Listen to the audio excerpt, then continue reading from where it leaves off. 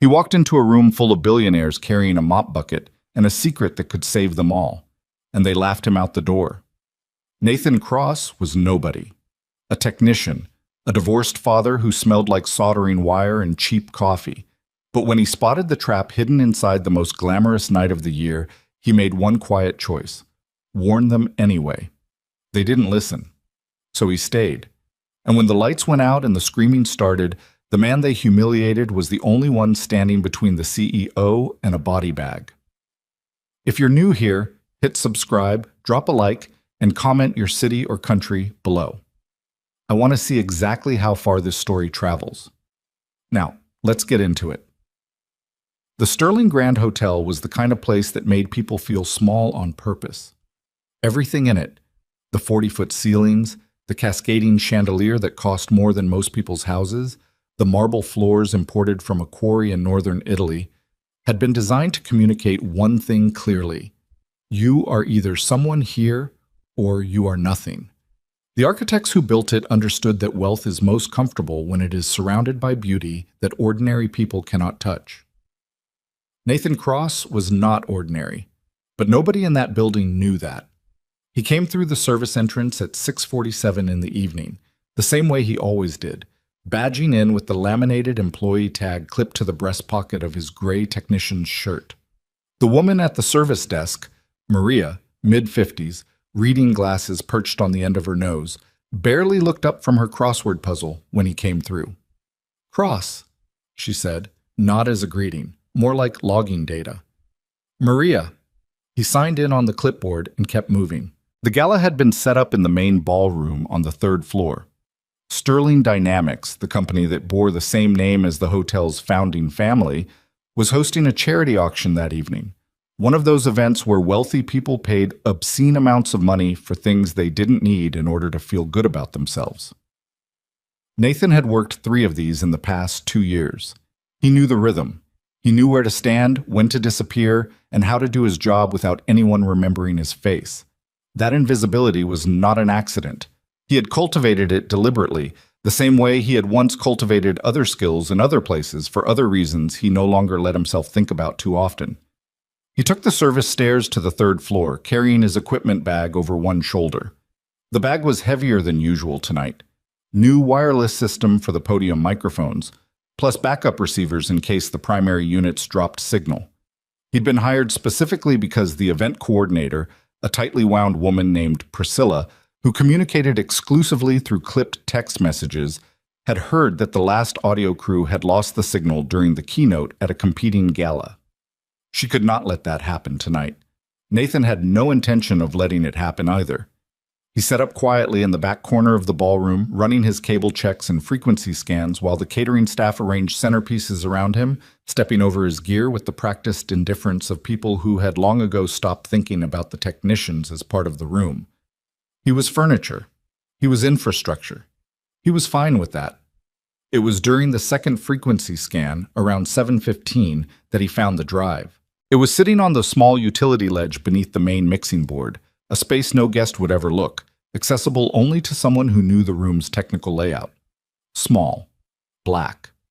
USB-C, with a discrete company logo embossed on the side, a stylized SD that matched the branding on every piece of material he'd seen all night. Sterling Dynamics. He picked it up, turned it over. The drive was encrypted. He could tell from the biometric reader built into the casing, a thin strip of brushed silver along the edge. This was not a vendor drive. This was not a promotional giveaway. This was something that belonged to someone important, and it had been left somewhere that suggested either extreme carelessness or extreme haste. Nathan stood there for a moment, holding it. He thought about setting it back down. It wasn't his problem. He was there to make sure the microphones worked. Then he looked around the room, at the uniformed security personnel stationed near each entrance, at the guests beginning to filter in through the main doors, champagne glasses already appearing in manicured hands, and he pocketed the drive. He'd find someone responsible to return it to. That was the right thing to do. The right thing had always been Nathan's problem. Shut. The gala filled up fast. By 8 o'clock, the ballroom held upward of 300 people, and the noise had risen to that particular pitch of collective self-congratulation that Nathan associated with these events. Not quite a roar, but a sustained hum of wealth performing itself. Women in gowns that cost more than his monthly rent. Men in suits that had been fitted by hand. The kind of crowd where everyone knew everyone, or pretended to. Nathan watched from his position at the mixing board, one earpiece in, monitoring the audio levels with half his attention, while the other half did what it had never entirely stopped doing, scanning the room. It was not a conscious habit anymore. It had become involuntary years ago, during a period of his life he did not discuss. He scanned doorways, exits, sight lines. He noted the positions of the security detail. 6 visible personnel, plus the 2 he'd spotted near the private elevator bank on the north wall, who were doing a credible job of looking like guests, but weren't quite selling it. The shoes were wrong. Men who'd spent their careers standing for hours wore shoes with a specific kind of sole, a specific kind of wear pattern. These 2 had it. He noted that. Filed it. The main event began at 8:30 when Victoria Sterling walked to the podium. Nathan had seen photographs of her in trade publications, in the business section of the city paper, on the framed portraits hung in the hotel lobby. In photographs, she looked composed, polished, every inch the CEO who had taken her late father's company from regional prominence to national significance in under 4 years. Impressive, by any standard. The kind of woman whose portrait got hung in lobbies. In person, she looked tired. Not in a way most people in that room would notice. They were looking at the gown, the posture, the practiced confidence of a 30-year-old who had spent her adult life in rooms that were designed to intimidate her. But Nathan noticed the slight tension behind her eyes, the micro-expression of someone managing a headache or a weight they hadn't set down in a while. She stood at the podium, and she spoke well, and she smiled at the right moments, and Nathan thought, she's working hard tonight. He also thought, she doesn't know. He didn't know yet either, not fully. But something was already beginning to pull at the edge of his attention, the way a loose thread pulls at the edge of a hem. What? He returned the drive at 9:15, or tried to. The route to Sterling's private reception area on the north side of the ballroom required passing through a security checkpoint staffed by a man Nathan had not seen before. Tall, thick through the chest, with the particular stillness of someone who had been trained to project dominance through the absence of movement rather than the presence of it. He wore a communication earpiece and a suit that fit him well enough to suggest serious money behind his outfit. Nathan approached directly. He'd learned a long time ago that hesitation signals guilt. "Excuse me," Nathan said. "I found this near the main mixing board. It looks like it belongs to Ms. Sterling's office." The man looked at the drive, then at Nathan, then at Nathan's shirt, which had the audio company's logo on the chest and a coffee stain near the second button. "You're the sound guy," the man said. "Audio technician, yeah." "Give it here." Nathan held the drive out. The man took it without looking at it again, already turning back toward his post. "I'd recommend confirming it gets to someone who can verify the chain of—" "I've got it." Flat. Not aggressive, just final. Nathan nodded. "All right." He walked back toward the mixing board. He'd done what he could. It wasn't his problem anymore. Except 30 seconds later, as he settled back in front of his equipment, he noticed that the man he'd given the drive to had not passed it to anyone. He was standing in his original position with his hands clasped in front of him, the same posture as before, and the drive was gone. Not passed along. Gone. Pocketed. Nathan picked up his equipment clipboard, began writing something that didn't need to be written, and watched. It was the elevator that finally pulled all the threads together. The Sterling Grand's north wall featured a bank of 4 elevators serving the public floors. Adjacent to these, accessible only via a dedicated keycard, was a 5th elevator. The private executive car, used exclusively for the family's personal access to the penthouse and the hotel's private function spaces. Nathan knew about it because the event coordinator had flagged it in the pre-event briefing as a potential signal dead zone for wireless audio.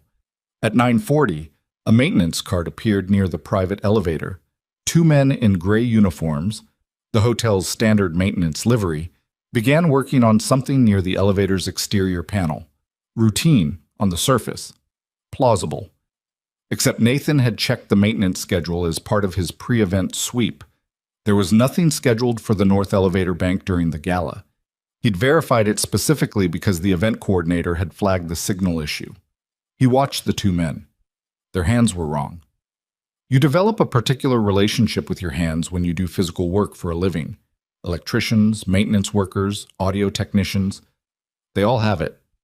The way you grip a tool, the way you carry your body weight when you're working in a confined space. These two men had the uniform, the cart, the tools, but their hands moved like people pretending to work, not people who actually did. And the panel they were working on, Nathan had been near enough to that elevator 3 times tonight. The panel they were focused on was not a maintenance panel. It was the emergency override.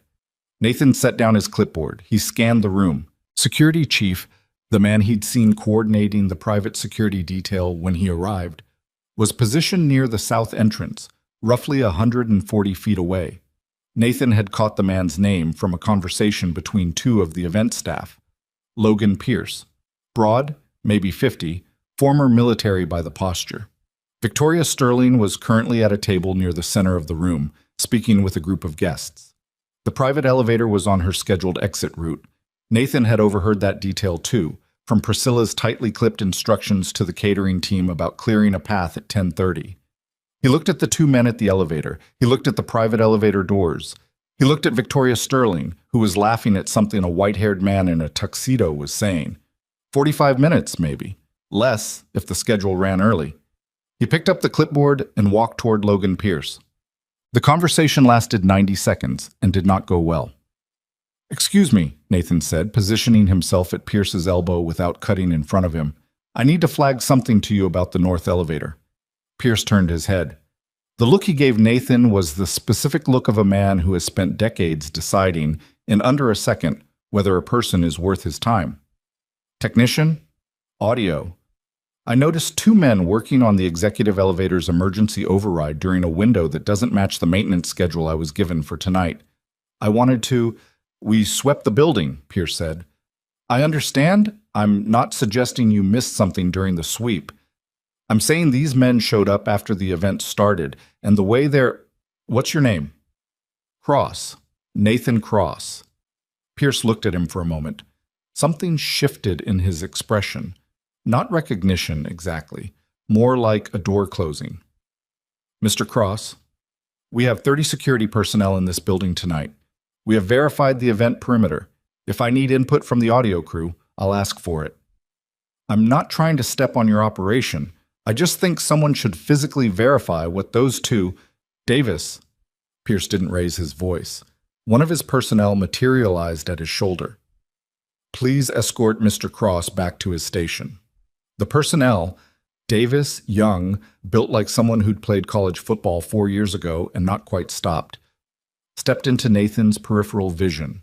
Not aggressive, just definitive.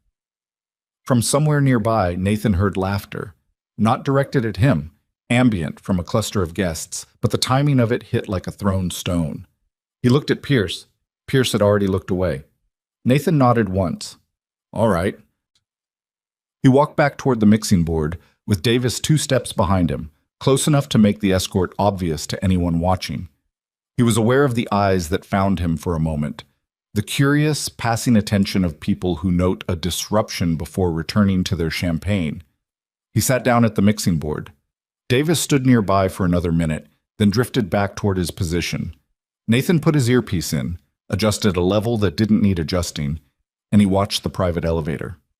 Because whatever Logan Pierce believed, Nathan had spent 4 years in places where the difference between ignoring a threat and addressing it was measured in lives. He had learned to read environments the way other people read text, not word by word, but in complete sentences, in full paragraphs of context and implication. And the paragraph he was reading right now said very clearly, "Something is coming through that elevator, and the people in this room do not know it." He checked his watch. 9:52 p.m. The checkout time was 10:30. He had 38 minutes. His hand rested flat on the edge of the mixing board. Not tense, just present. He watched. The mixing board in front of Nathan didn't need his attention anymore. He'd done the work. Frequencies were clean, levels were set, the backup receivers were live and holding signal. Priscilla had texted him 20 minutes ago to confirm everything sounded fine from the podium. His job, technically, was done for the night. He stayed anyway. Not because he was being paid to. Not because he had somewhere better to be, though he did. His son was at a neighbor's apartment 7 miles across the city, and Marcus always had trouble sleeping when Nathan worked late, even at 9 years old, even when he tried to pretend he didn't care. But Nathan stayed because the alternative was walking away from something he hadn't finished understanding, and he had never been able to do that. The 2 men at the elevator were gone. That bothered him more than their presence had. They'd packed up the maintenance cart around 10 o'clock and moved it back into the service corridor. Casual, unhurried, the way people move when they believe they are invisible. Nathan had tracked them until they disappeared through the service door, and then he'd given it 90 seconds before crossing the room on a diagonal path that looked, he hoped, like a technician heading toward the secondary speaker array on the north wall. He stopped at the elevator panel and spent 40 seconds pretending to check something on his clipboard while actually looking at the emergency override housing. The panel had been relocked, clean, no obvious tampering. Someone who glanced at it would see nothing wrong. Nathan crouched slightly, angled the clipboard to block his face from the nearest camera, and looked at the lower edge of the housing. A scratch. Fresh. The metal was bright where the coating had been scraped, not oxidized. And the indicator light on the override panel, which should have been a steady amber, was cycling, almost imperceptibly. A pulse, maybe once every 4 seconds, that the ambient lighting in the corridor turned nearly invisible. He straightened up. Kept walking. Made it look like he'd found what he came for and moved on. The override had been modified, not disabled. That would have triggered an alarm in the hotel's security command center. Modified. Reprogrammed, possibly. The kind of work that required someone who knew exactly what they were doing and had the right equipment to do it without leaving an obvious trace. This was not improvised. This had been planned. Nathan walked back toward his station, and while he walked, he let himself think about the drive. He hadn't meant to think about it. He'd made the decision to return it and move on, and he'd done that, and the outcome had been what it was.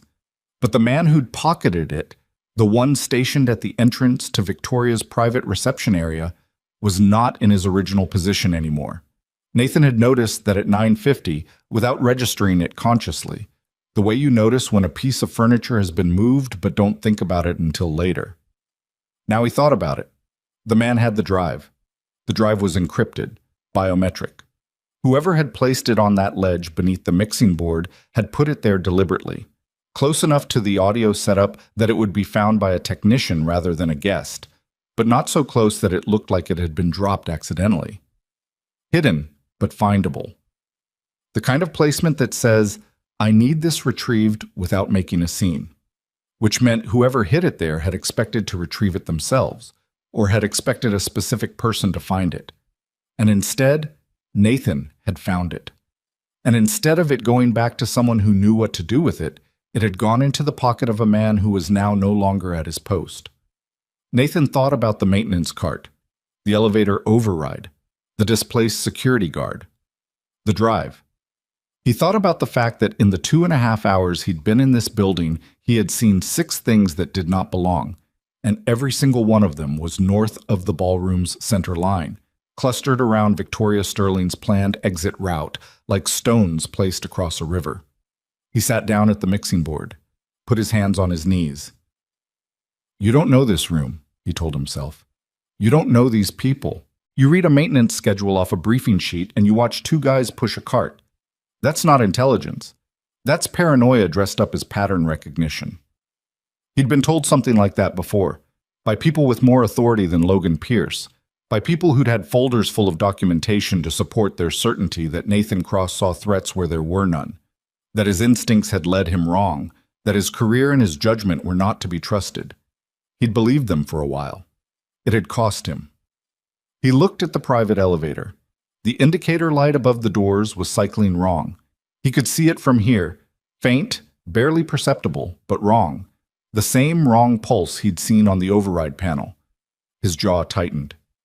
25 minutes. Bamsid. The man's name was Damian Mercer, though Nathan didn't know that yet. Nathan knew him only by the quality of his stillness, the way he stood near the far end of the private reception corridor without appearing to stand there, one hand loosely holding a champagne flute he'd been nursing for the better part of an hour. He wore a suit that was subtly better than the other suits in the room, the kind of upgrade most people couldn't articulate but felt. He smiled when smiled at. He moved when he needed to move. He was very good at being in a room without being in it. Nathan had picked him up at 9:30, initially cataloging him the way he cataloged everyone else. Potential civilian, not a threat. But in the last 20 minutes, Mercer had shifted position 4 times. Each shift brought him marginally closer to the north side of the room, to the corridor that connected the ballroom to the private elevator bank. He never moved in a straight line. He moved the way water moves around an obstacle, finding the path of least resistance, never drawing attention to his direction. Nathan watched him circle a group of guests near the north corridor entrance, laughing at something someone said, touching a man's arm in the way you touch someone's arm when you want them to remember you as warm. Then he was past the group and he was in the corridor. Nathan glanced toward Logan Pierce's position. Pierce was occupied.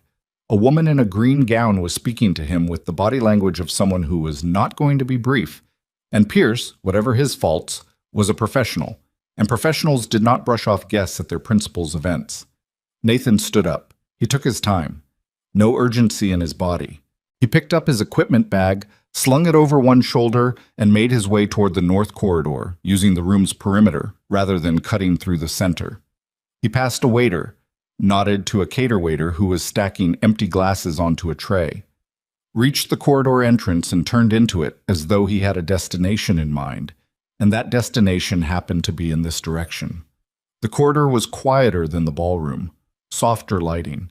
The carpet was a deep charcoal, the walls lined with framed photographs of the Sterling family across generations, black and whites from the hotel's early years giving way to color as the decades progressed.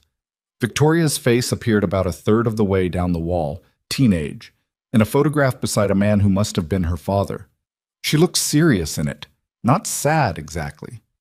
Just serious, like someone who understood early that the world was going to ask a lot from her. Mercer was near the end of the corridor, speaking quietly to the guard Nathan had given the drive to. The guard had his back to Nathan. Mercer saw Nathan immediately. His eyes went to him and held for a fraction of a second before he continued talking, the smoothness of the transition so practiced that anyone watching casually would have seen nothing. Nathan stopped at the framed photograph 3 feet to his left and pretended to look at it. He couldn't hear what they were saying. He was too far. But he watched Mercer's hands in his peripheral vision, and he saw the moment when the guard passed something to Mercer. Small, dark, fitting in a closed palm. And Mercer's hand closed around it and dropped to his side. The drive.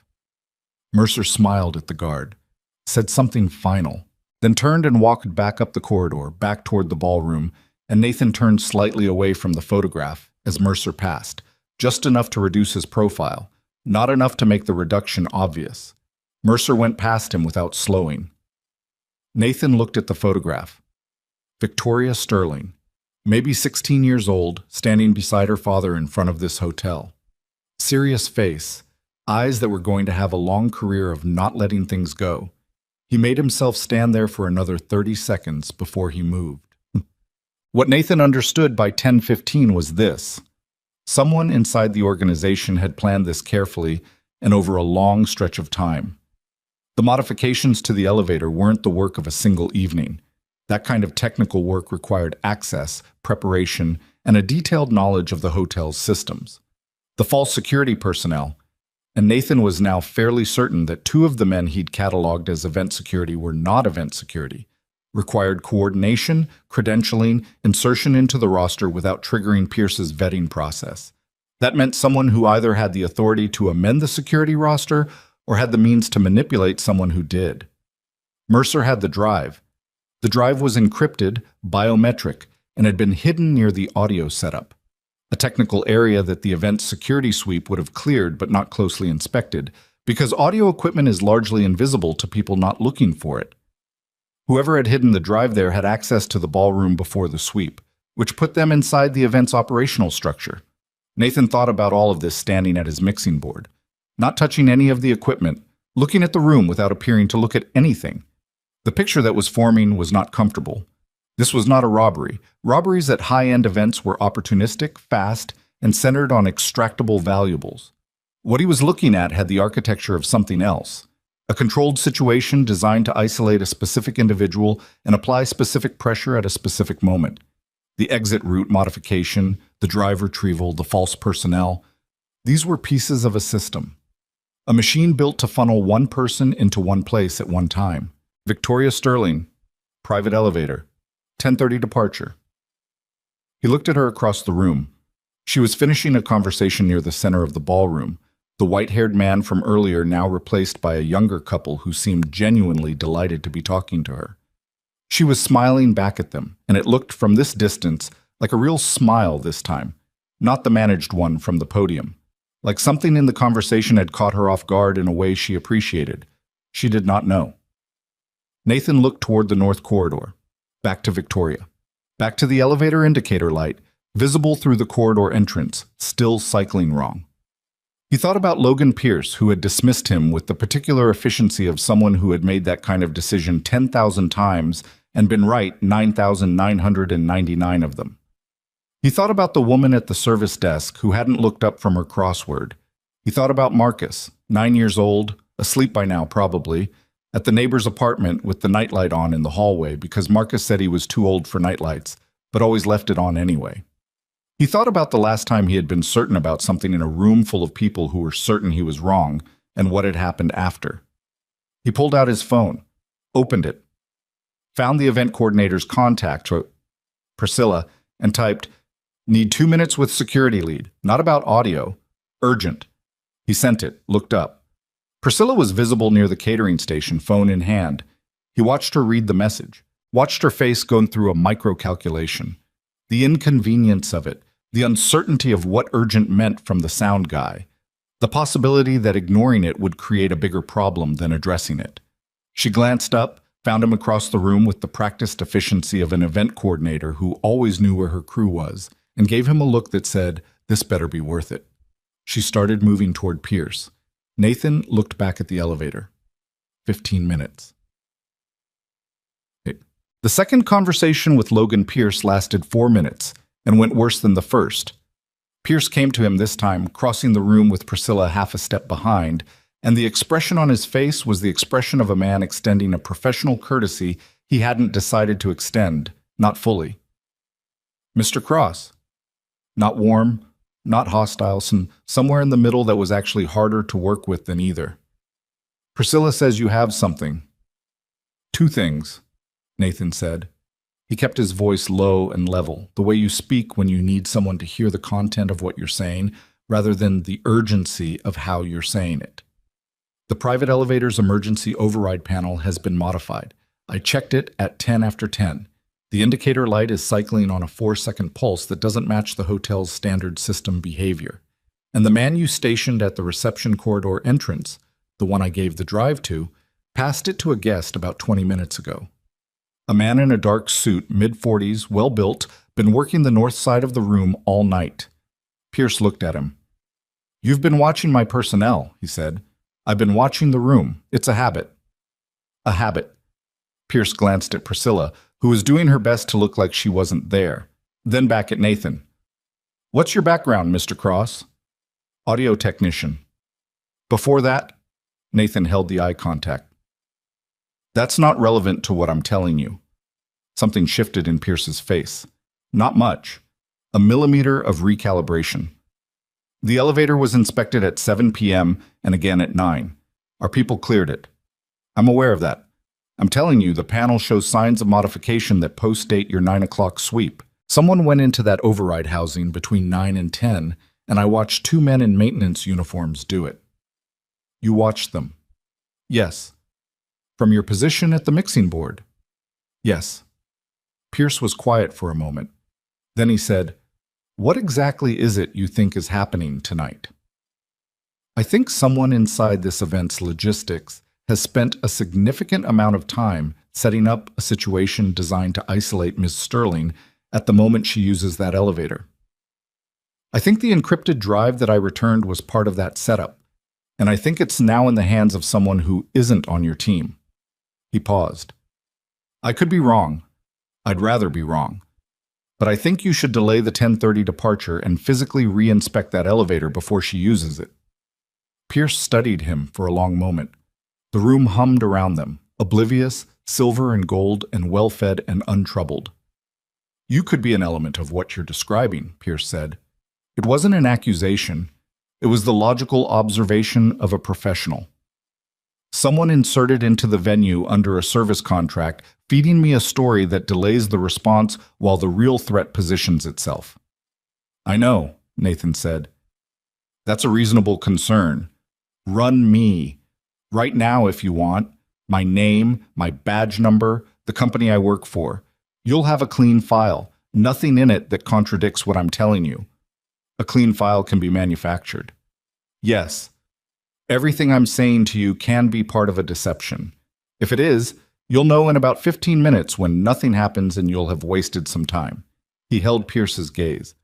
"But if it isn't, I heard you the first time," Pierce said. He looked away. His hand moved to his earpiece. Nathan waited. Pierce said something low into the comm, too quiet to catch. Then he looked back at Nathan. "Stay at your station." It was not an agreement. It was not a refusal. It was the response of a man buying 30 seconds to make a decision, which was 30 seconds more than Nathan had had 5 minutes ago. He went back to his station. He put his hand flat on the edge of the mixing board and watched the clock on his phone read 10:19 and thought about the way the indicator light was cycling on the elevator panel, 4-second pulse, and thought about the two men and their maintenance cart and their wrong hands, and thought about Mercer's closed fist and the dark shape that had disappeared into it, and thought about Marcus asleep in someone else's apartment with the hallway light on. He thought, 11 minutes. He thought, come on, Pierce. Across the room, Victoria Sterling was beginning to make the circuit of final goodbyes, the slow, gracious unwinding of a host from her guests that preceded a departure. She was moving toward the north end of the room, not quickly, but moving.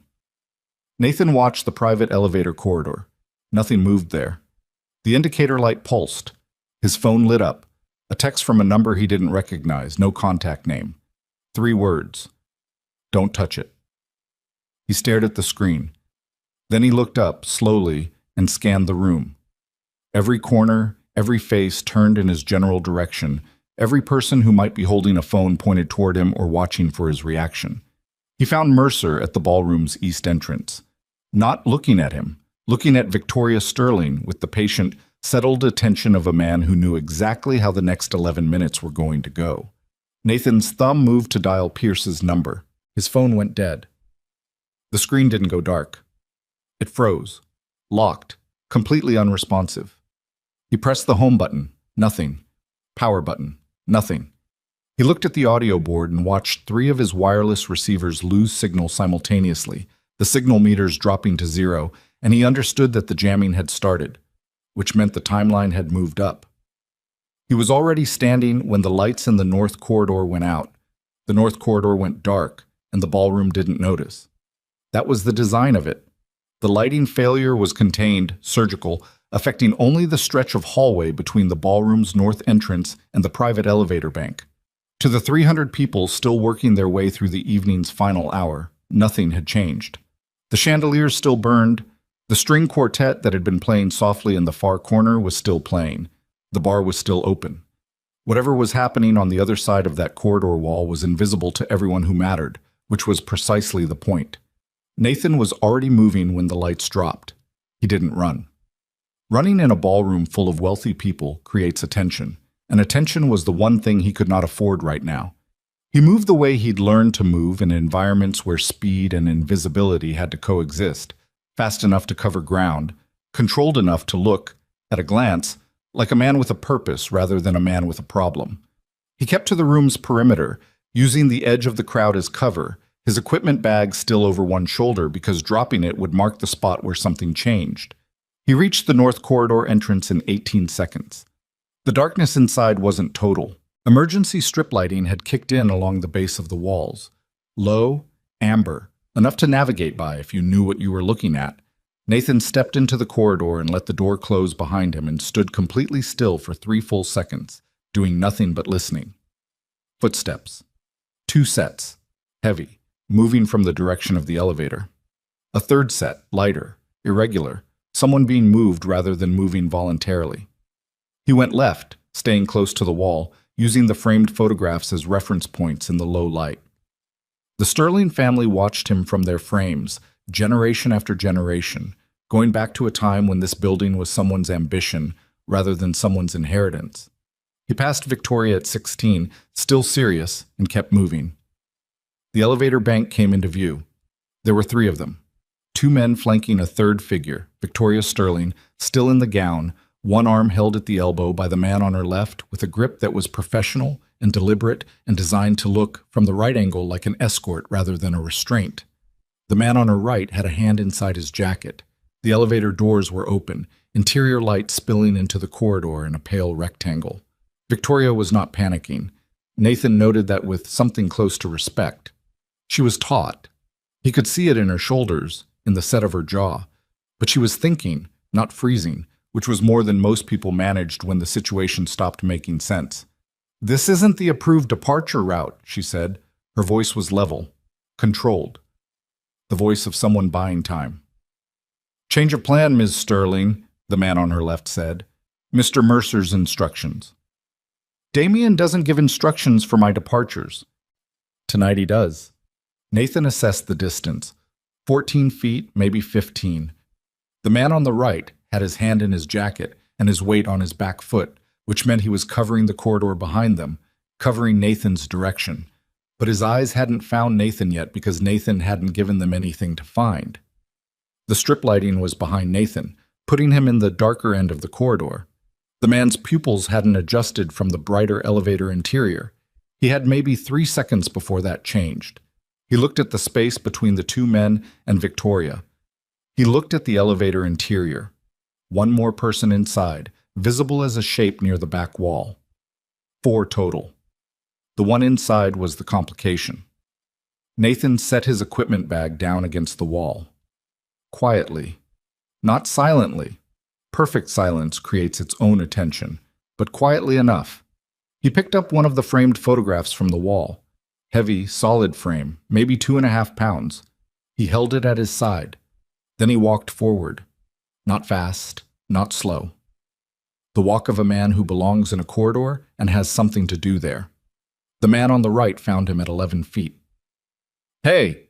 Nathan threw the frame, not at the man, at the elevator door track, low, skipping it off the floor so it clattered into the door mechanism with a sharp metallic crack that made both men flinch toward the sound, one of those involuntary responses that training can reduce but never fully eliminate, because the sound of something hitting metal near a confined space reads as explosive to a prepared nervous system, and the body reacts before the brain finishes its assessment. In the half-second of that flinch, Nathan closed the distance. He went for the man on the left first because the man on the left had Victoria's arm, and that was the immediate problem. He came in from the man's outside shoulder, got a hand on his wrist, and applied pressure to the specific joint that made holding on hurt more than letting go. The man's grip broke. Nathan stepped between him and Victoria, put his back to her, and had just enough time to register that the man on the right was bringing his hand out of his jacket before he moved into him instead of away, closing distance rather than creating it, which was counterintuitive enough to cost the man a beat. The beat was enough.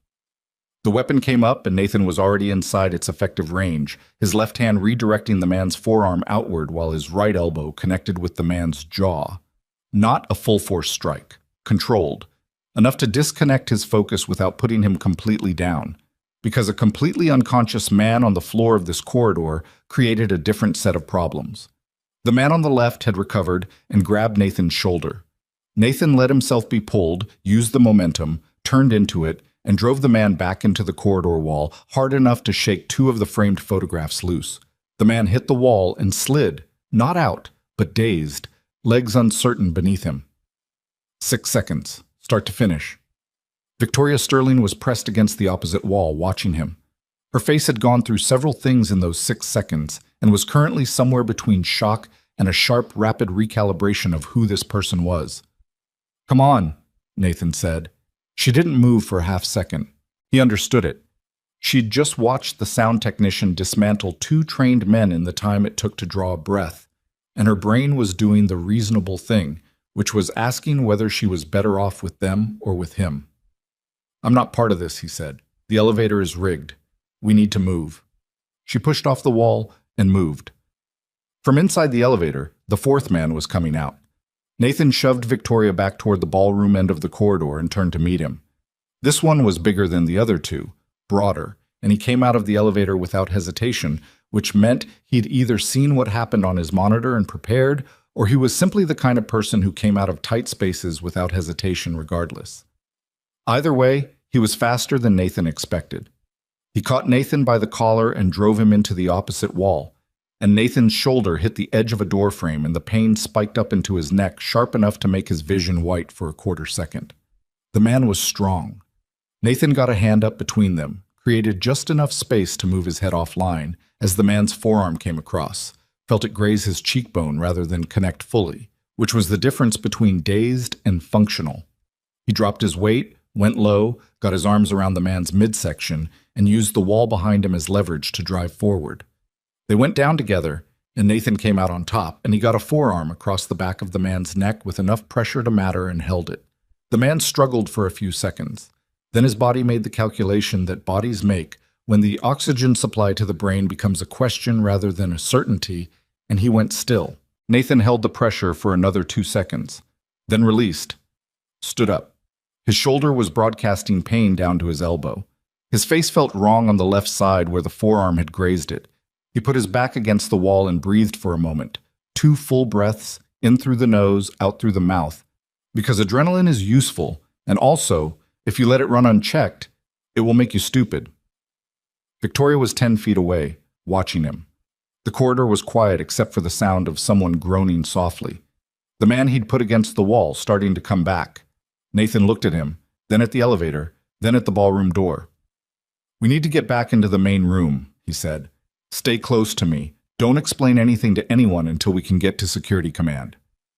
"Who are you?" Victoria said. Not accusatory, genuinely asking. "Right now I'm the guy who knows the elevator was rigged.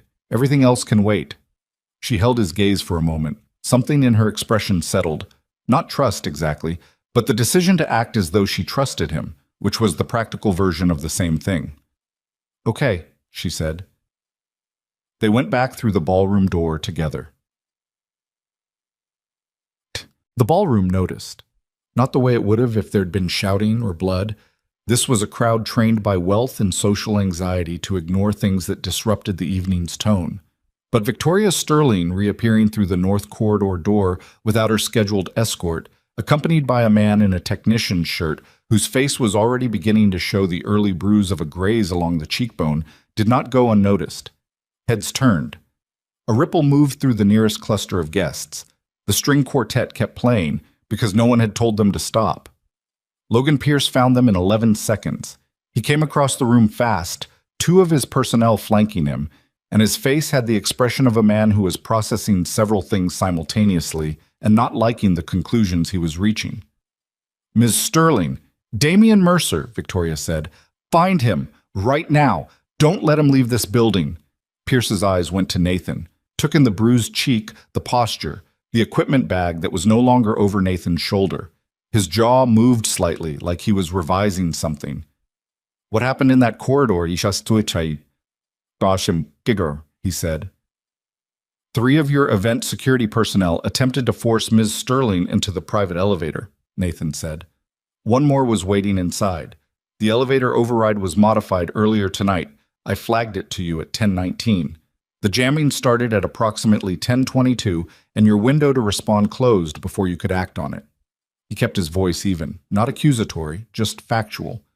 "The men in the corridor need to be secured before they move. The one inside the elevator is still in there, as far as I know." Pierce was already talking into his earpiece. Victoria put her hand on Pierce's arm. "Logan, the drive. The encrypted drive. Nathan found it earlier tonight and tried to return it. Mercer's man intercepted it. Wherever Mercer is, the drive is with him." Pierce looked at her, then at Nathan, then back at her.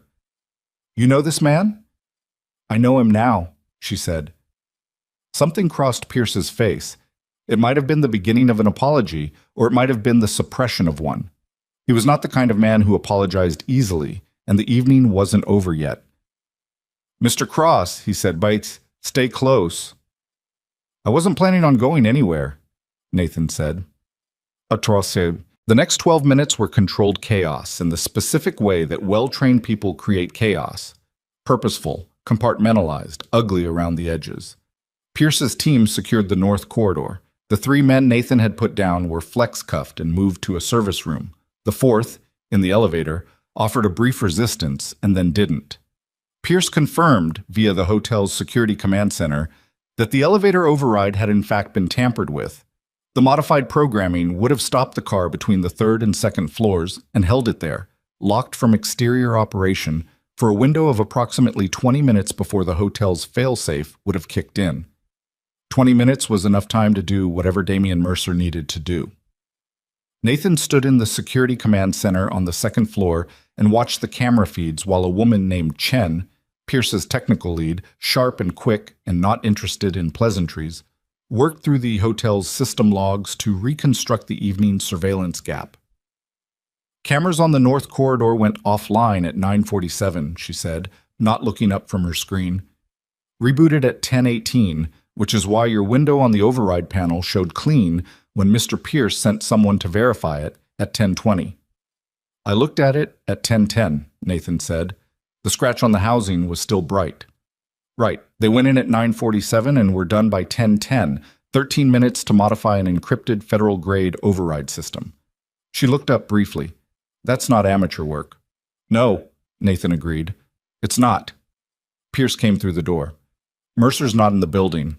He moved out through the south service entrance at 10:17, 6 minutes before the jamming started. He had a 3-minute head start before we knew anything was wrong. Victoria Sterling was sitting in the command center's secondary chair, shoes off, which was the first time all evening that Nathan had seen her look exactly like a 30-year-old woman instead of the CEO of a significant corporation.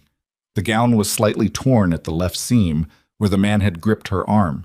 She was looking at the camera feeds on the main screen, her expression doing several things that she wasn't quite managing to control. He planned this from outside, she said. It wasn't a question.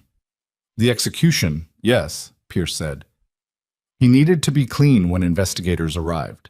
Inside enough to run it, outside enough to deny involvement. He looked at Nathan. The drive. He has it, Nathan said. What's on it? Victoria answered. I don't know what it was doing here tonight. It belongs to our legal archive system.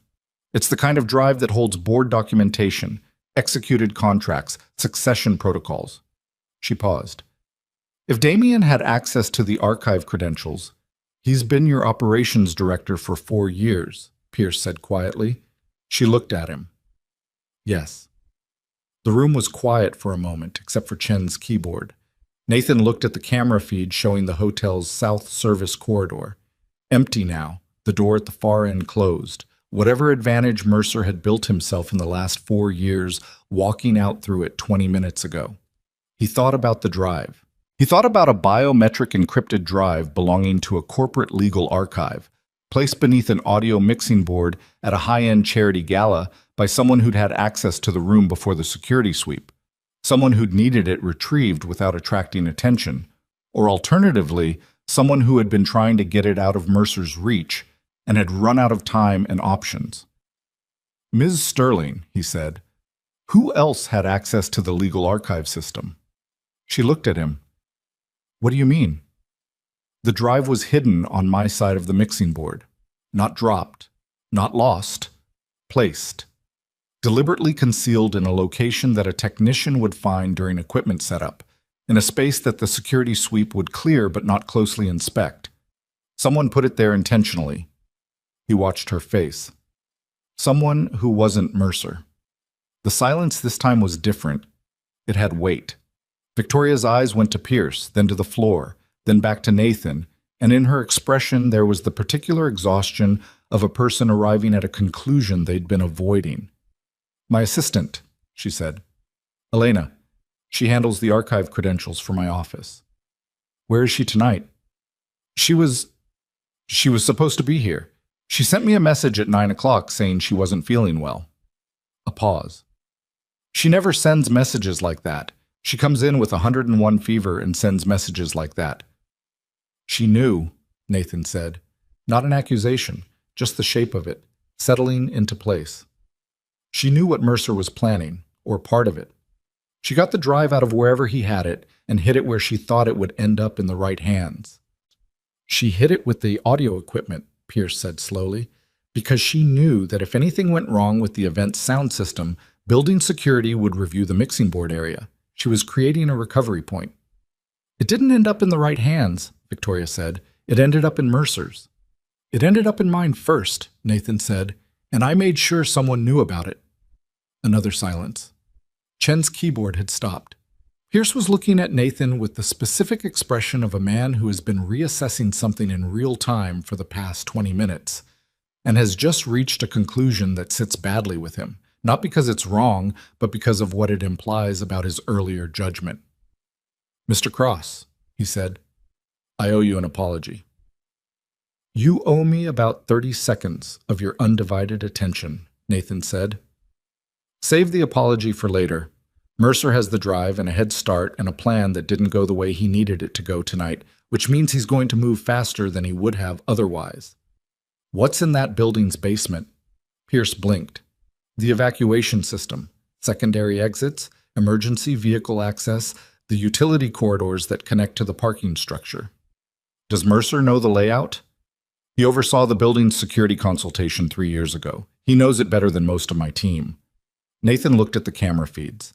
He found the one pointing at the basement access stairwell on the hotel's east side.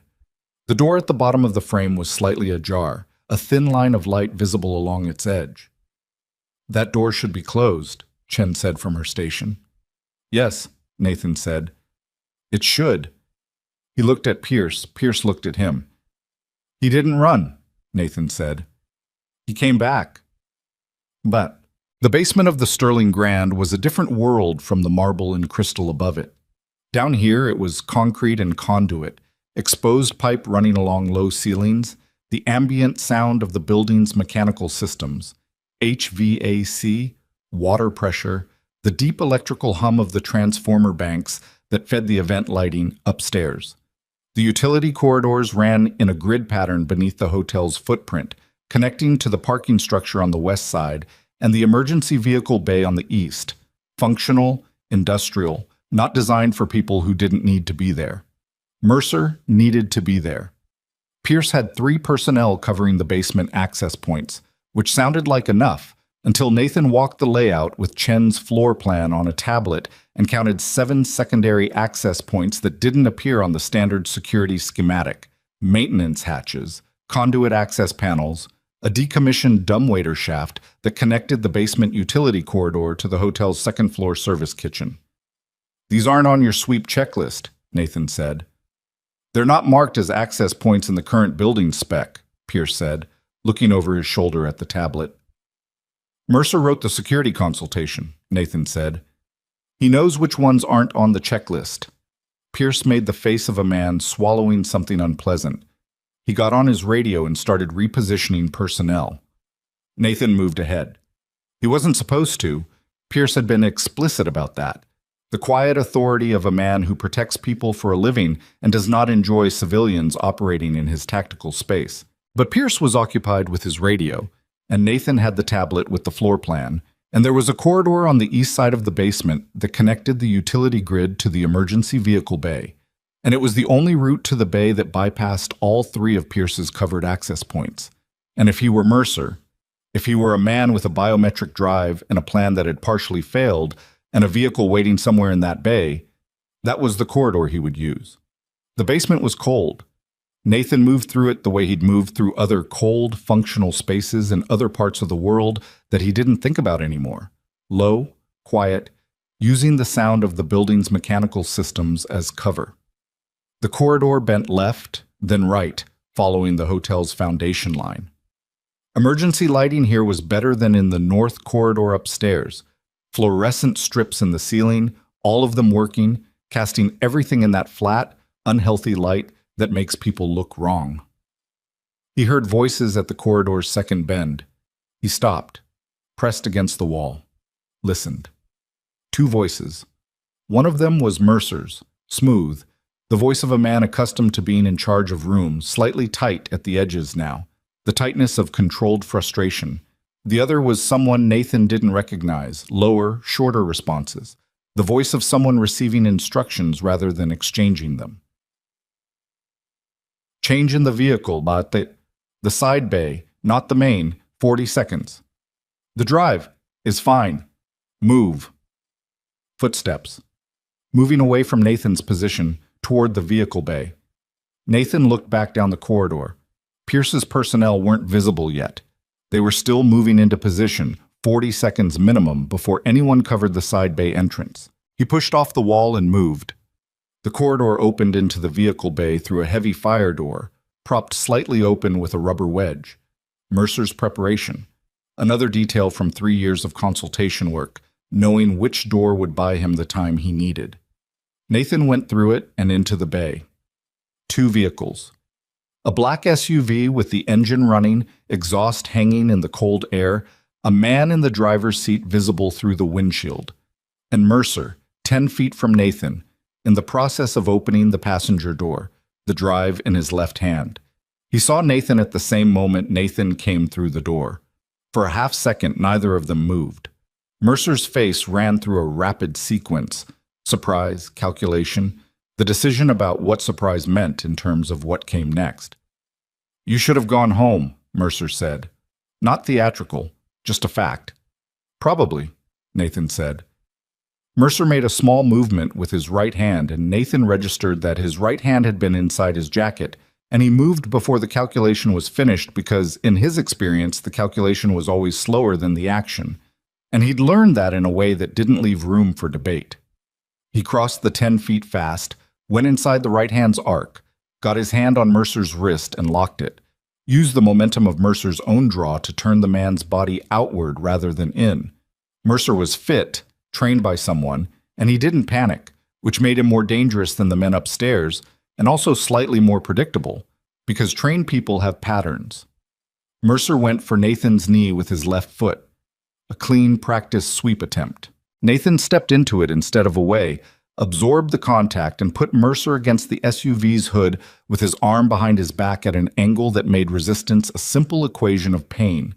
The drive skittered across the concrete floor. The driver's door opened. The driver came out. The fire door came open behind Nathan at the same moment, and Logan Pierce came through it, and 2 of his personnel came through it, and the driver looked at the 2 personnel and made the specific calculation that people make when they count and the numbers don't favor them, and he put his hands up. It was not clean. Nathan's shoulder was screaming from the earlier impact, and Mercer was not going quietly. He was still pushing against the arm lock, jaw set, the desperate energy of a man watching something he'd built for years come apart in the span of an evening. But it was over, and they both knew it was over, and there is a particular kind of silence that falls when a person finally stops fighting a conclusion they've been postponing. Mercer went still. Nathan maintained the lock for another 5 seconds. Then he stepped back and let Pierce's personnel take over, and he stood in the cold vehicle bay breathing, hands at his sides, listening to the sound of the building's mechanical systems humming through the walls, steady and indifferent and ongoing. Pierce picked up the drive from the concrete floor. He turned it over in his hand, looked at it, then looked at Nathan. "Your shoulder," he said. Nathan glanced down at it. "Yeah. There's a medic upstairs." "In a minute." Pierce nodded. He looked at the drive again. Then, without ceremony, he said, "Cross, I need to know who you actually are." It was a reasonable question. It was the question that Nathan had been managing in one way or another for the better part of 6 years, deflecting it, sidestepping it, reducing himself in rooms until the question didn't arise because nobody thought to ask it. He looked at Mercer, now flex-cuffed and sitting against the SUV's rear wheel, the operations director of Sterling Dynamics, the architect of a plan that had spent months assembling itself in the space behind a polished, trusted face. He looked at the drive in Pierce's hand. He thought about the maintenance panel with its wrong indicator light, about the text that had come to his phone before the jamming killed it, about Marcus asleep in someone else's apartment with the hallway light on. "Right now," Nathan said, "I'm the guy who found your drive." Pierce held his gaze. Something in his face shifted. Not quite recognition, but the precursor to it, like a word on the tip of a tongue. And then his eyes dropped to Nathan's left wrist, where the sleeve of the technician's shirt had ridden up during the struggle. And Nathan felt Pierce's focus land there and hold, and he knew what Pierce was looking at. The scar. Old, faded, running along the inner wrist in the specific pattern that wasn't from an accident. And below it, barely visible, the small geometric mark that men in certain units put in certain places for reasons that had nothing to do with decoration and everything to do with a language that not many people spoke. Pierce's jaw moved. His eyes came back up to Nathan's face, and Nathan watched the door open behind Logan Pierce's eyes. The door to something 6 years ago, to a warehouse in a city that didn't make the news, to a moment when things had gone very wrong, and then, because of one person's decision, had not gone worse. And he watched Pierce arrive at the other side of that door, and he watched what was there stop him cold. The drive was in Pierce's hand. The concrete was cold beneath their feet. Mercer was sitting against the tire, looking at nothing. Pierce said quietly, "Nathan Cross." Not a question. Nathan looked at him for a moment. Then he looked at the drive. "Independent investigators," he said. "You're going to need them here before morning. Whatever's on that drive needs to be reviewed by people with no connection to this company or this evening." He picked up his equipment bag from where he'd set it inside the fire door. "And your medic can look at my shoulder while you make the calls." He walked toward the elevator. Behind him, Pierce stood in the cold vehicle bay holding an encrypted drive, and a name he had not expected to find attached to the man who had just handed him both. The medic's name was Kowalski, and he had the hands of someone who had worked on people in worse places than a hotel security office. He didn't ask Nathan how the shoulder got the way it was. He probed it, rotated it, watched Nathan's face for the micro-expressions that people can't fully suppress when something hurts, and said, "Not dislocated, probably a partial tear in the AC joint. You're going to feel this for 6 weeks." Then he taped it, handed Nathan 2 ibuprofen from a small kit, and moved on to the graze on his cheek without comment. Nathan sat on the edge of a folding table in the secondary security office on the 2nd floor and let him work, looking at the wall. The room smelled like industrial cleaner and old coffee. A clock above the door read 11:04 p.m. Downstairs, the gala was technically still in progress, though the energy of it had shifted into something more bewildered than celebratory. Pierce had moved quickly, quietly, with the efficiency of someone who understood that the worst thing you can do in a contained situation is let the containment become visible. Guests were being gently managed toward exits, the event coordinator, Priscilla, working the room with a story about a minor electrical issue that required the venue to close early. Most people accepted it. Wealthy people at charity galas are, generally, looking for a reason to leave. Victoria Sterling had not left. She was in the main security command center 2 doors down, and Nathan could hear her voice intermittently through the wall. Not the words, but the cadence of it. The controlled, precise rhythm of a woman who was tired and shaken and refusing to let either of those things show in how she spoke. "Done," Kowalski said, stepping back. He looked at Nathan's shoulder, then at his face, with the professional detachment of someone who has rendered aid to people who didn't explain themselves and learned not to expect them to. "Don't sleep on it." "Thanks," Nathan said. Kowalski packed his kit and left. Nathan sat alone in the security office for approximately 45 seconds, which was as long as he could stand it, and then he stood up and went 2 doors down. The command center was fuller than it had been an hour ago. Chen was still at her station, but she'd been joined by a second technician Nathan didn't recognize, both of them working through the hotel's system logs with the focused intensity of people who had a deadline and knew it. Pierce was on the phone in the far corner, his voice low and deliberate, the conversation clearly important enough to require his full attention and exclude everyone else from it. 2 of his personnel stood near the door. Victoria was at the main monitor, standing, arms crossed.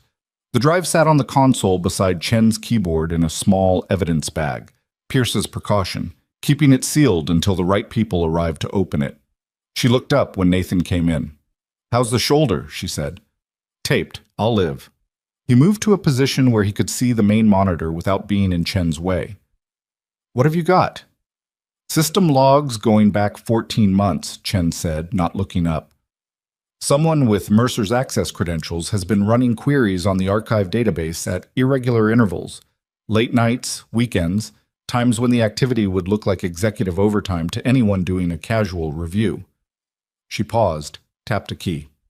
But the query patterns aren't executive overtime, they're targeted. Succession protocols, board voting thresholds, emergency authority provisions, the kind of documentation you pull when you're planning to restructure control of a company. Victoria's jaw was tight. He was looking for the threshold, she said. The provision in the Sterling Charter that allows the board to invoke emergency executive authority if the primary CEO is deemed unavailable or incapacitated. And the definition of unavailable, Nathan said, includes voluntary surrender of control under documented duress. She looked at the evidence bag, which is exactly what would have appeared on paper if tonight had gone the way he planned. A CEO who entered a private elevator and 20 minutes later signed a document under circumstances that her lawyers would have struggled to contest without the security footage that Mercer had already arranged to delete. The room was quiet for a moment, except for keyboards. He had the board votes?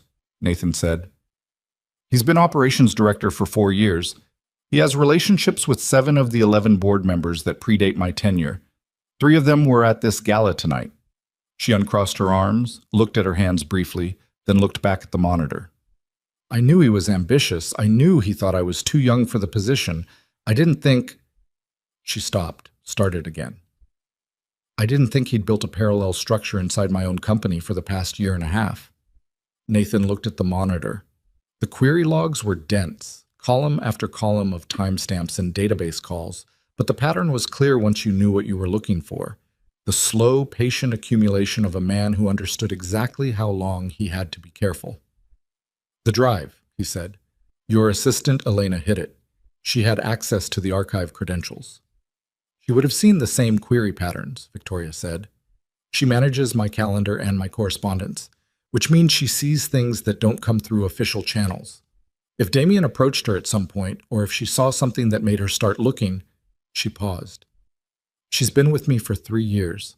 She's 26 years old, and she figured out what a 14-year veteran of this industry was doing inside our systems, and she tried to get the evidence out in the only way she could think of. And sent a message saying she was sick so she wouldn't be in the building when it happened, Nathan said. She was protecting herself. She was scared. Victoria's voice was even, but the evenness was doing work. She should have been able to come to me directly. Maybe she tried to and couldn't. Maybe she didn't think you'd believe her. People in her position usually don't. Nathan said it gently, not as a criticism, just as a fact about how organizations work, how the distance between levels of authority can make the truth feel too heavy to carry upward. Victoria looked at him. For a moment, she was just a 30-year-old woman in a torn evening gown in a room that smelled like old coffee, and the weight of the last 2 hours was visible on her face in a way that would be gone by morning, managed back into composure, but was present now. You've worked in organizations, she said. Not a question. I've worked in a few. From the corner, Pierce ended his call. He came toward them, and his expression had the quality of someone carrying information that was going to change the shape of the room. Independent investigators, he said. Colton Group. They can have a team here within 90 minutes. They have prior engagement with the Sterling Dynamics Board, which under the circumstances is either a conflict or an asset depending on how you want to play it. It's an asset, Victoria said immediately. If they have board relationships, they can move faster on the documentation review. I need the board informed before Damien does it from wherever he's going. He's not going far, Pierce said. I have a contact at the Transit Authority. His vehicle was flagged leaving the parking structure at 10:42. We have a plate. He paused. It's not my jurisdiction to do anything about that, but the investigators can coordinate with law enforcement, and that process will move faster if it starts tonight. Then start it tonight, Victoria said.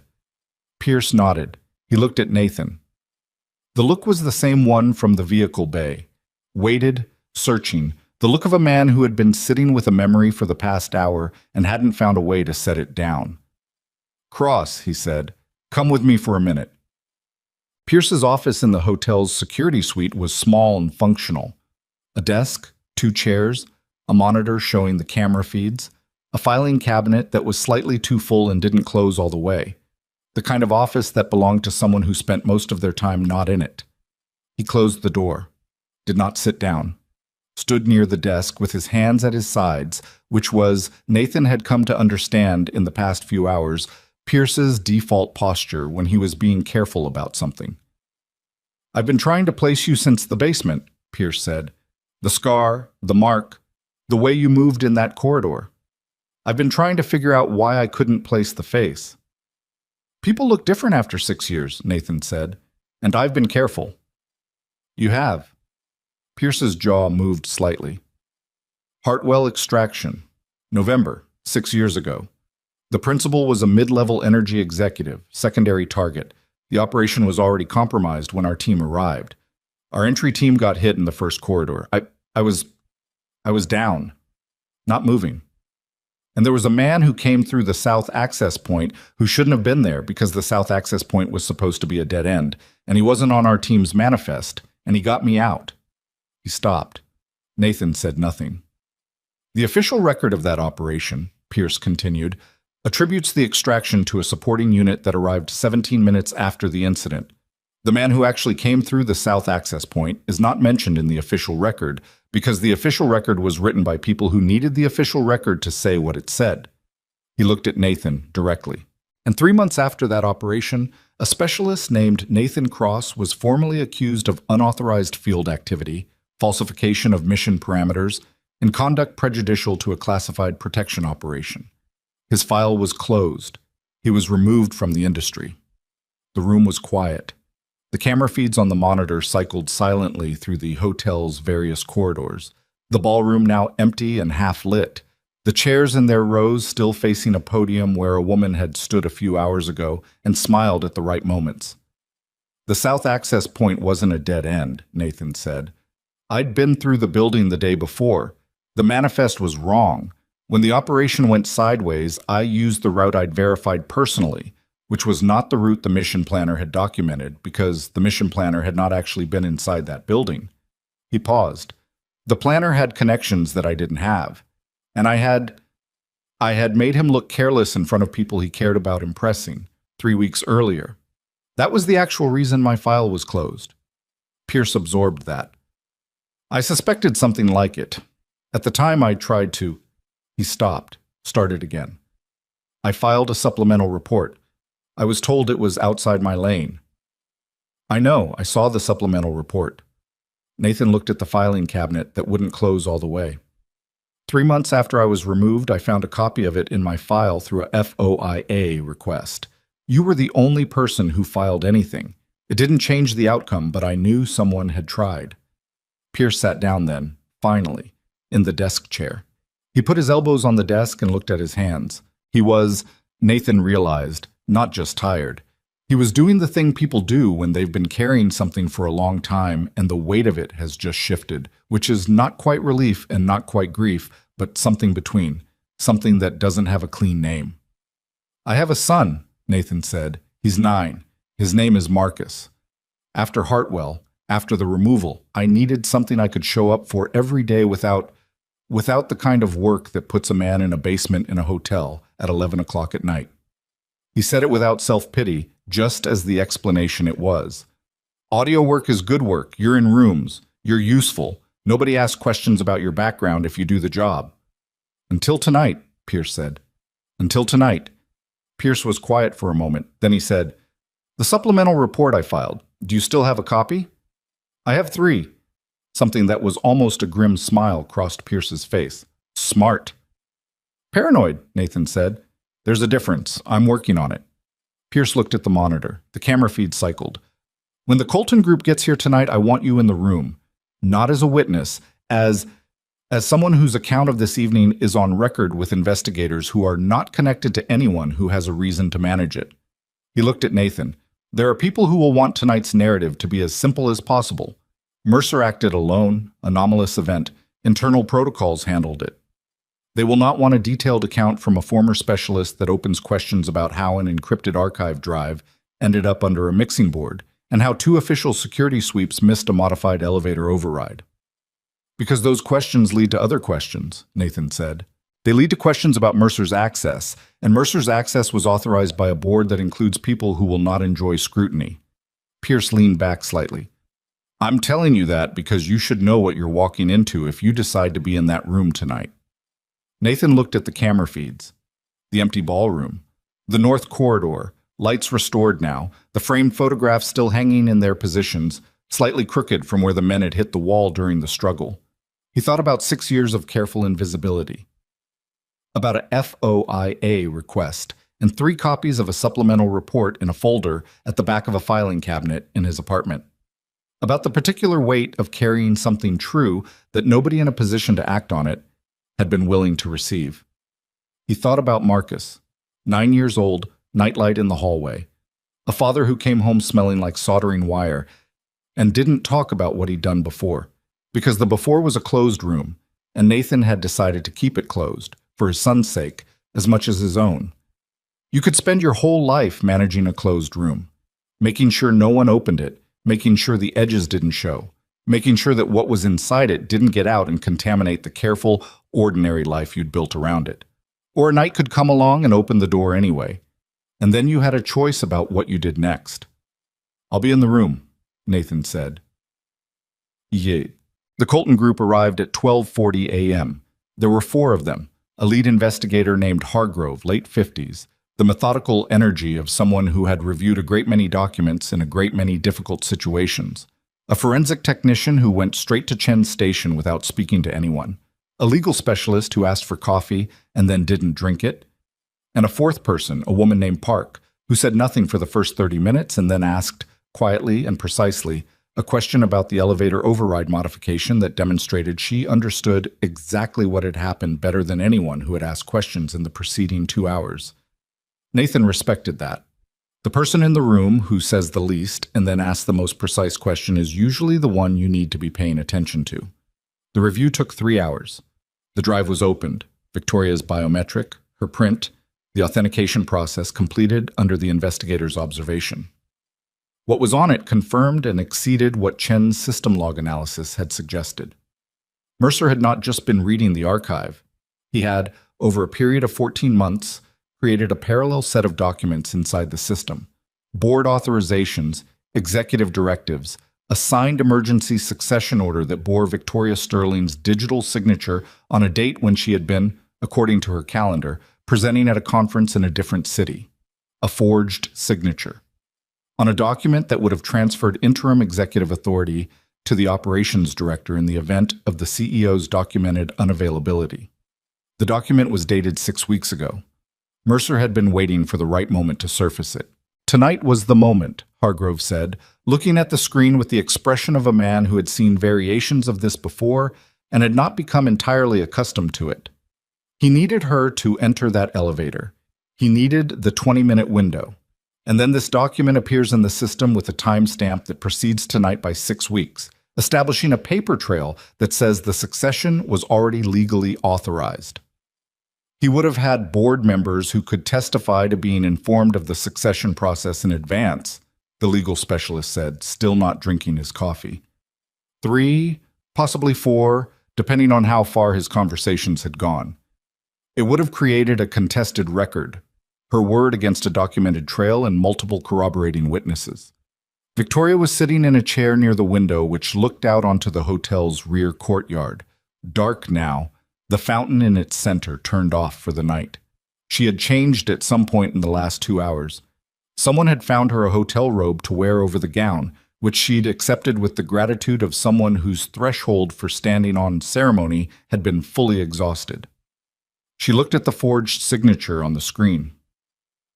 "He signed my name," she said. "He had my digital credentials. He had been inside my system for over a year, and I did not—" She stopped, pressed her lips together. "I should have caught this." "Your assistant caught it," Nathan said from his position against the far wall. She looked at him. "Elena caught it," he said. "She didn't have your resources. She didn't have your authority. She had probably been trying to figure out how to tell you for weeks or months before tonight. And when tonight arrived, she found a way to get the evidence out the only way she could manage. She hid it in the one place she could access quickly, in a part of the venue she knew would be technically swept but not thoroughly searched. He paused. She's 26 and she was scared and she still found a way. Victoria held his gaze for a long moment. Then she looked back at the screen. I want her protected, she said to Hargrove.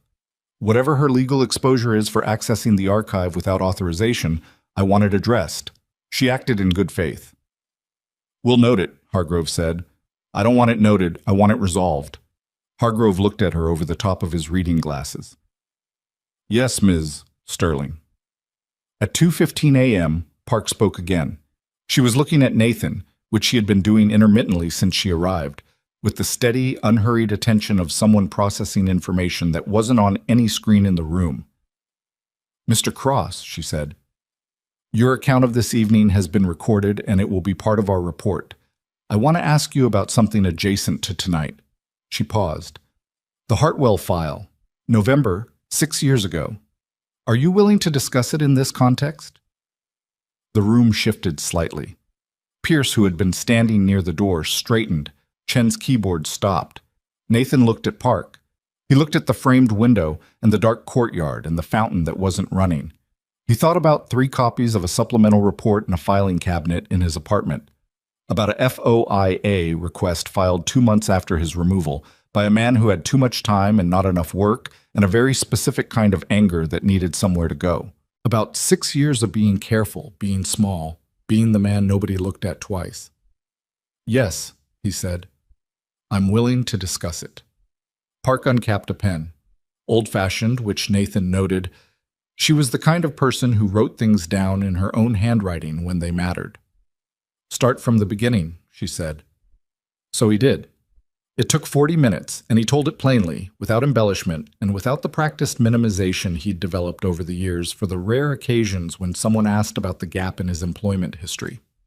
He told it as it had happened.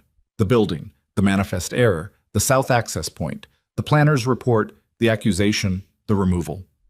He told it in the same voice he used for everything else, even, not performatively calm, but actually calm, the way you are about things that happened long enough ago that the heat of them has changed into something cooler and more durable. When he finished, Park's pen had not stopped moving once. The room was quiet. Victoria was looking at him again. He'd been aware of her attention across the last 40 minutes, had felt it the way you feel a light source in your peripheral vision, steady and present. He met her eyes now. I'm sorry, she said. He shook his head slightly. You didn't do it. No, but it happened, and you're here tonight because it happened, and because whoever you were before they closed your file, that person is still... She stopped, looked for the right word.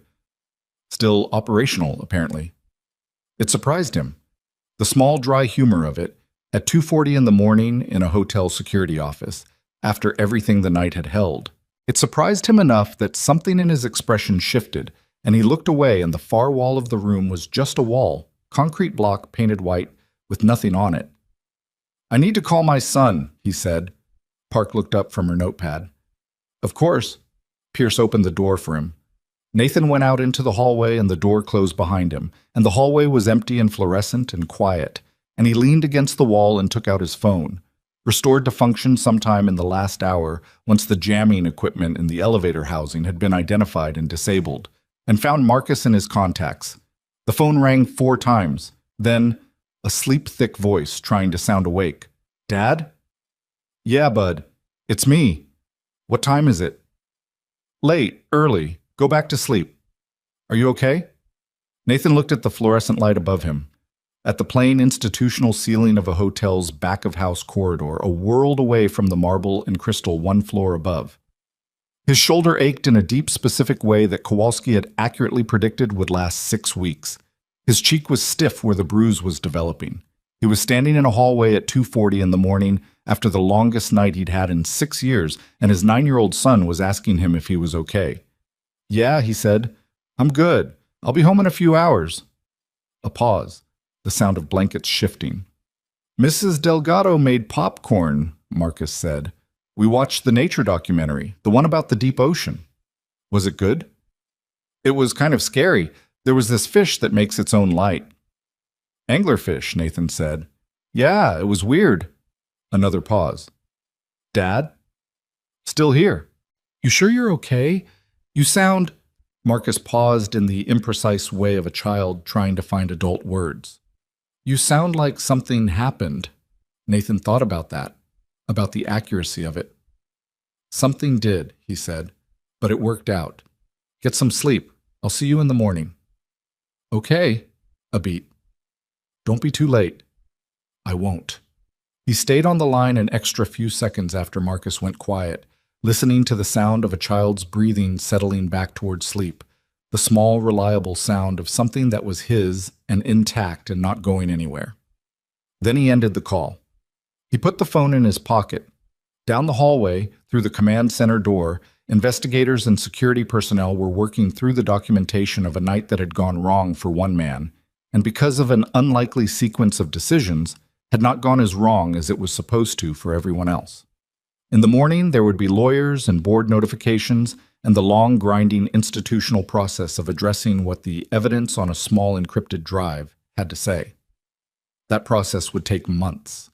It would be unpleasant for a number of people, and necessary, and ultimately it would go the way that documented evidence of this quality tends to go when it is reviewed by people without a personal stake in the outcome.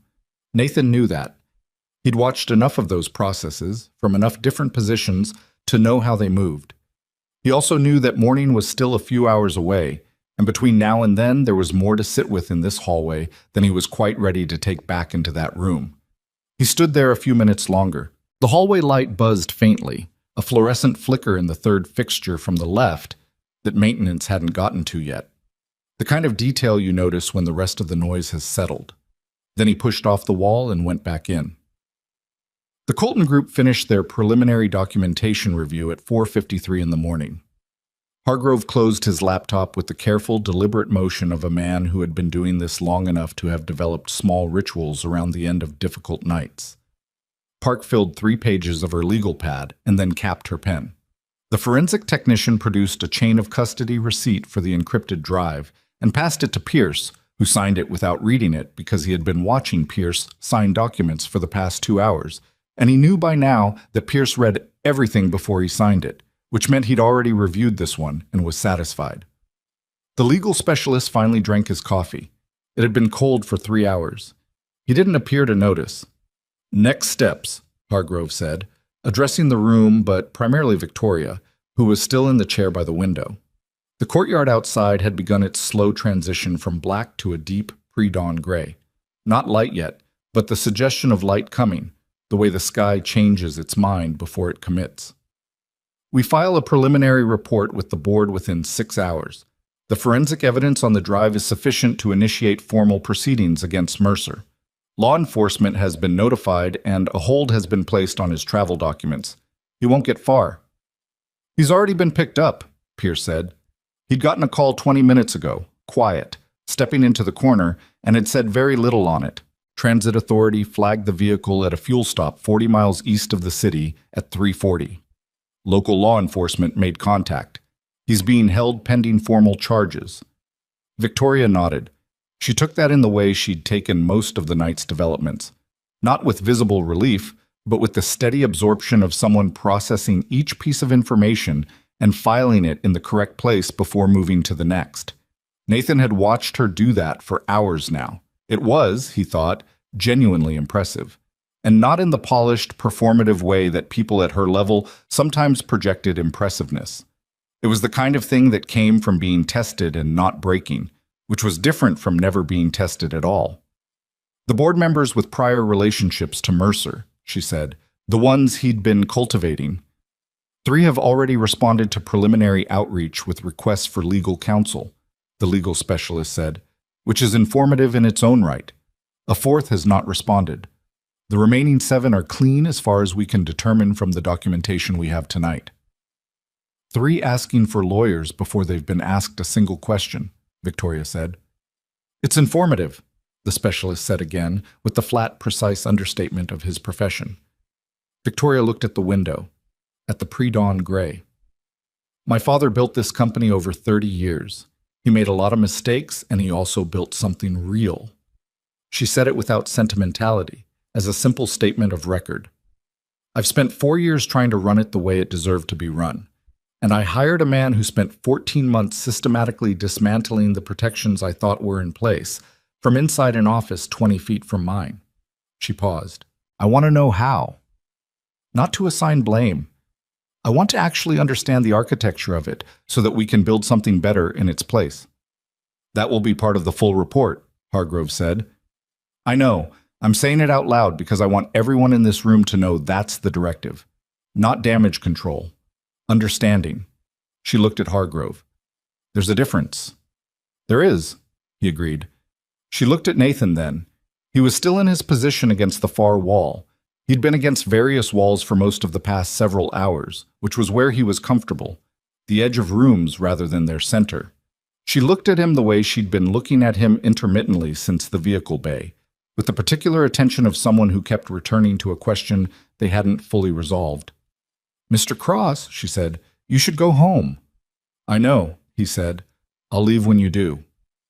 Something shifted in her expression. Not quite a smile. She was too tired for a full smile and too honest to perform one, but the acknowledgement of something. That might be a while. I've got time. She left at 6:20. By then, the preliminary board notifications had gone out under Hargrove's signature. The forensic technician had transported the drive to the Colton Group's secure facility in an armored transit case, and Pierce had rotated 2 fresh personnel into the hotel to maintain coverage while his night team stood down. The hotel itself was quiet in the specific way of buildings between 4 and 7 a.m. Not empty, but suspended, the overnight staff moving through their routines in the absence of the crowds that defined the place's purpose. Nathan walked Victoria to the hotel's rear exit, the same service door he'd come through 18 hours ago. It felt longer than that. It felt like a different week. Her car was waiting. A black sedan, different driver from the one Mercer would have known about, a precaution Pierce had arranged without being asked. Victoria stopped at the door and looked at the car, and then at Nathan, and she had the expression of a person who had a number of things to say and wasn't sure which of them to say first. Elena, she said finally. I'm going to call her this morning. She'll be relieved, Nathan said. She'll also probably cry, and then she'll apologize, and then she'll cry again. She's been carrying this alone. I know. Victoria looked at the car. I should have made it easier for people to bring me difficult things. That's on me. She said it simply, without the defensive hedging people usually applied to their own failures. Just owned it, the way you own a thing, when you finally looked at it directly. I build structures, and I trust the people inside them, and I don't always check whether the people inside them feel like they can trust me back. That's a flaw in how I operate. It's a common one, Nathan said, especially in positions like yours. The altitude makes it hard to hear clearly. She looked at him. Is that experience talking? It's observation. I've worked around a lot of different people in a lot of different situations. The ones who stay intact are usually the ones who figure out how to make the people below them feel like the truth is safe to carry upward. You make it sound straightforward. It's not. It's one of the hardest things there is. It requires you to actually want to hear things you'd rather not hear. He paused. But you just spent 3 hours asking questions that most people in your position would have asked their lawyers to answer for them, so I don't think it's beyond you. Victoria looked at him for a long moment. The sky behind the hotel's roofline had moved from gray into something approaching color, the flat, pale blue that precedes actual sunrise, the world's first draft of morning. The Hartwell file, she said. Park is going to follow up on it. Formally. She didn't say that outright, but she asked for copies of your documentation before you left the room, and Park doesn't ask for things she doesn't intend to use. I know, Nathan said. I gave her what I had. 6 years is a long time to carry that. You carry what you carry, he said. You figure out what to put down and what to keep. I kept the documentation because it was the true account of what happened, and I wasn't willing to let the false one be the only version in existence. He looked at the car.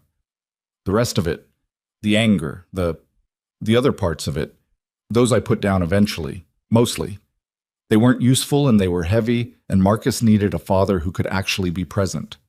Marcus, she said. It was the first time she'd used his name, though Nathan had spoken it once on the phone in the hallway. My son. 9 years old. He knows what you did before? Some, not the details. He knows I worked in protection. He knows something went wrong with it, and I decided to do something else. Nathan looked at the pale blue sky. He's asked me a few times if I miss it. I never know how to answer that honestly. Victoria was quiet for a moment. Then she said, "Do you?" He thought about it. The real version of it, not the managed version he kept accessible for casual questions. "I miss the clarity of it," he said. "When it's working, when you're doing it right, there's a clarity to protection work that most things don't have. You know what matters. You know where to put yourself. The purpose is very simple. Keep this person intact, get them through, bring them home." He paused. "I don't miss the institution. I don't miss the politics of it. I don't miss what happened when the clarity ran into people who had different definitions of what mattered." He looked at her. "Tonight had the clarity. I'd forgotten what that felt like." She held his gaze. The morning light was doing its slow, incremental work on the sky above the roofline. "I want to offer you a position," she said. "I've been thinking about how to say this for the past hour, and I don't have a particularly elegant version of it, so I'll just say it directly. Head of Global Security for Sterling Dynamics. The role is currently occupied by a man whose organizational access is being reviewed, so it will be available. The compensation is—" "Before you finish that," Nathan said. She stopped. "I have a condition," he said. "One condition, and if it's not workable, I understand, and we part ways this morning, having had a very unusual evening, and that's all it needs to be." She waited. "Every person in that building," Nathan said. "Not the executives, not the board, not the principals. Every person. The woman at the service desk who signs technicians in at 7 p.m., the cater waiters who step over equipment bags all night, the maintenance staff, the overnight cleaners. They get the same standard of consideration in your security structure as the people in the penthouse.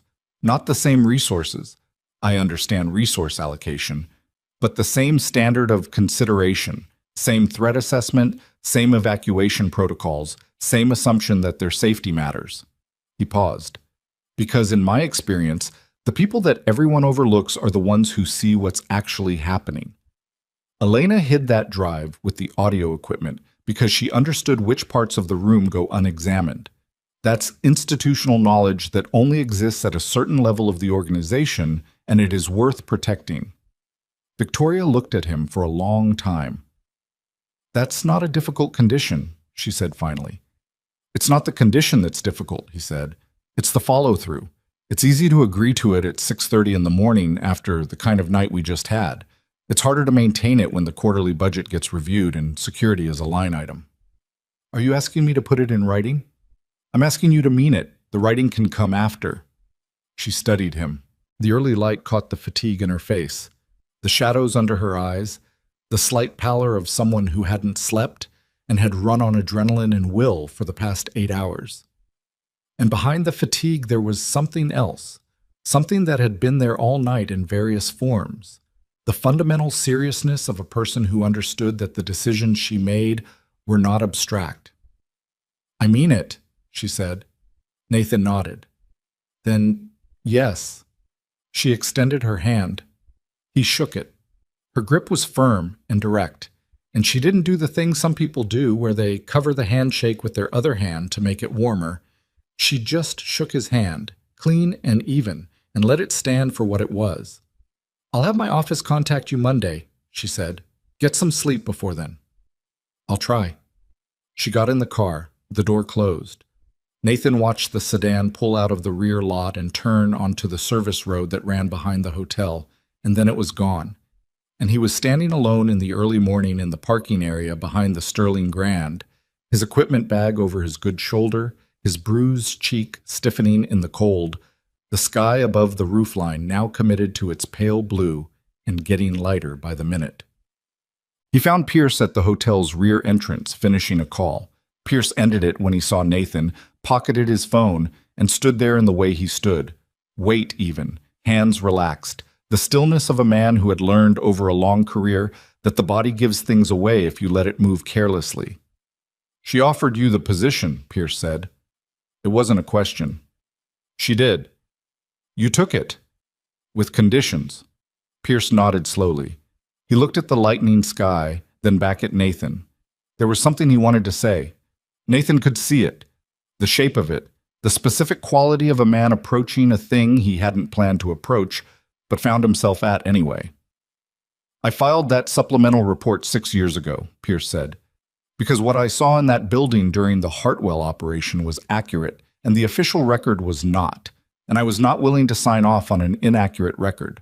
I knew it probably wouldn't change anything. I filed it anyway because the alternative was participating in a version of events that I knew to be false, and I had not made it to that point in my career by participating in false versions of events. He paused. It did not make me popular with certain people. I know, Nathan said. I'm sorry it cost you. It cost me less than it cost you. Pierce said it plainly, without false modesty. I had seniority, I had relationships, I had the kind of institutional protection that comes with 15 years of clean work behind you. You had none of those things, and the outcome reflected that. He looked at Nathan. I've thought about it over the years, whether there was something else I could have done. There wasn't, Nathan said. You did what was available to you. The rest of it, that wasn't your failure to prevent. He said it and he meant it, which was the result of a long time spent arriving at it. It had not always been what he meant. I didn't know who filed the supplemental until 2 months after the removal. When I found out, it mattered. Knowing someone had put an accurate account on record, even if it didn't change the immediate outcome, it mattered. Pierce looked at him. Why? Nathan thought about how to say it. Because it meant the true version of what happened wasn't completely buried. It was in a file somewhere, signed by someone, which meant there was a thread, a small one, not enough to pull on alone, but a thread connecting what actually happened to a piece of institutional record that someone would eventually be able to find. He paused. People underestimate how much that matters. The true account existing somewhere, even if nobody reads it for years. It's not nothing. Pierce was quiet for a moment. Then he said, Park is good at her job. I noticed. The Hartwell file won't fix what was done, but it will establish a correct record, and some of the people involved in producing the incorrect one are still in positions where a correct record creates problems for them. He said it with the careful, even tone of a man being precise about something. Problems of the professional variety. I know, Nathan said. Does that matter to you? Nathan considered it honestly.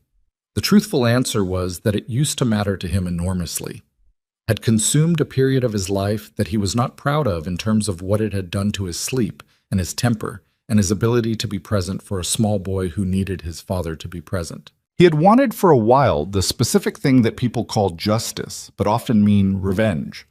The satisfaction of watching consequences land on people who had avoided them. He had wanted it badly enough that it had taken him a long time to recognize the wanting itself as a weight. It matters less than it used to, he said. What matters to me now is that the accurate account exists. What happens to people as a result of it, that's someone else's work. Mine was to tell the truth when someone asked, and I did that tonight. I'm satisfied with that. Pierce looked at him for a long moment. Then he extended his hand. Nathan shook it. Monday, Pierce said. I'd like to sit down with you before you meet with Sterling's team. There are things about the organization's current security structure that you should understand before you walk into that conversation. That would be useful, Nathan said. Thank you. Pierce nodded once. He went back inside. Nathan picked up his equipment bag and walked to his car. Bessie. The drive home took 22 minutes. He had the windows down despite the morning cold, because the air inside the car felt stale and he needed something moving through it. The city at 6:45 a.m. was a specific version of itself. Quiet in a way it was never quiet at any other hour. The night crowd gone and the day crowd not yet assembled. The streets belonging temporarily to delivery trucks and joggers, and the occasional person walking with the particular purposeful stride of someone who has somewhere to be that is not optional. He thought, driving, about the night, about the sequence of small decisions that had accumulated into whatever the night had become. The drive found under the mixing board, the elevator indicator light, 2 conversations with Logan Pierce that had gone badly before they went well. About a woman named Elena, 26, who had been scared and had acted anyway, using the resources available to her, which were limited and creative and ultimately sufficient.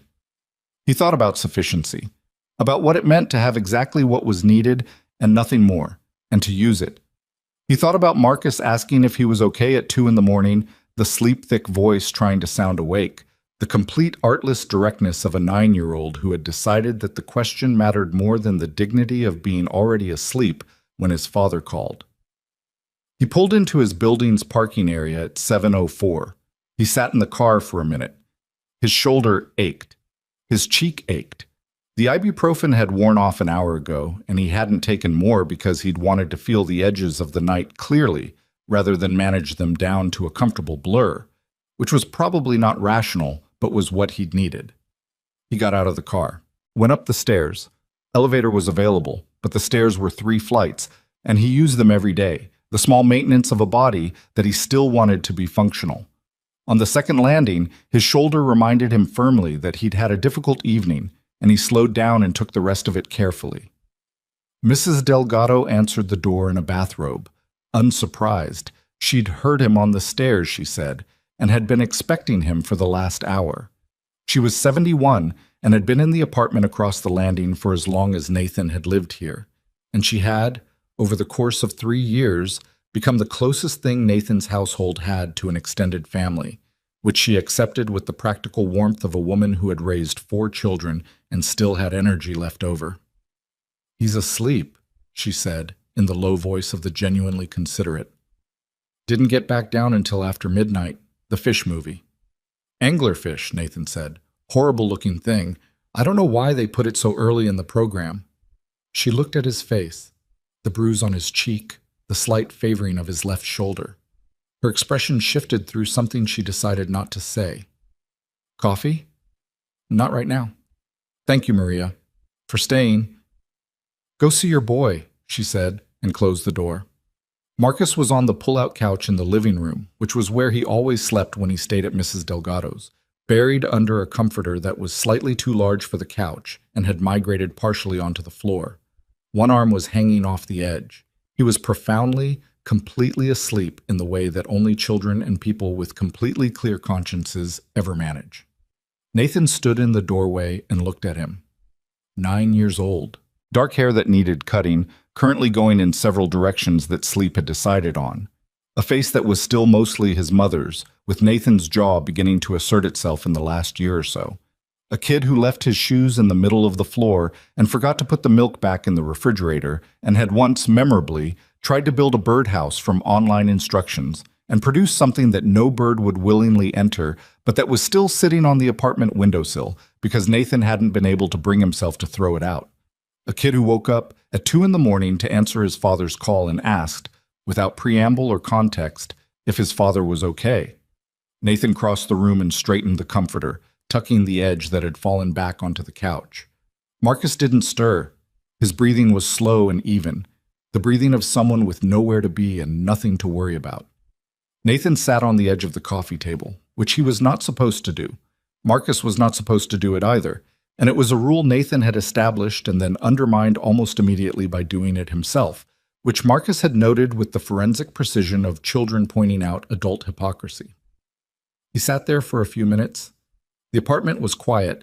The morning light was coming through the curtains now, the genuine light of early day, and it landed on the birdhouse on the windowsill and made it look, briefly, almost intentional. He called Elena Marsh at 9:15. He'd gotten her number from Victoria's assistant network directory, which Pierce had included in the information packet he'd put together before the investigators arrived. He hadn't planned to call.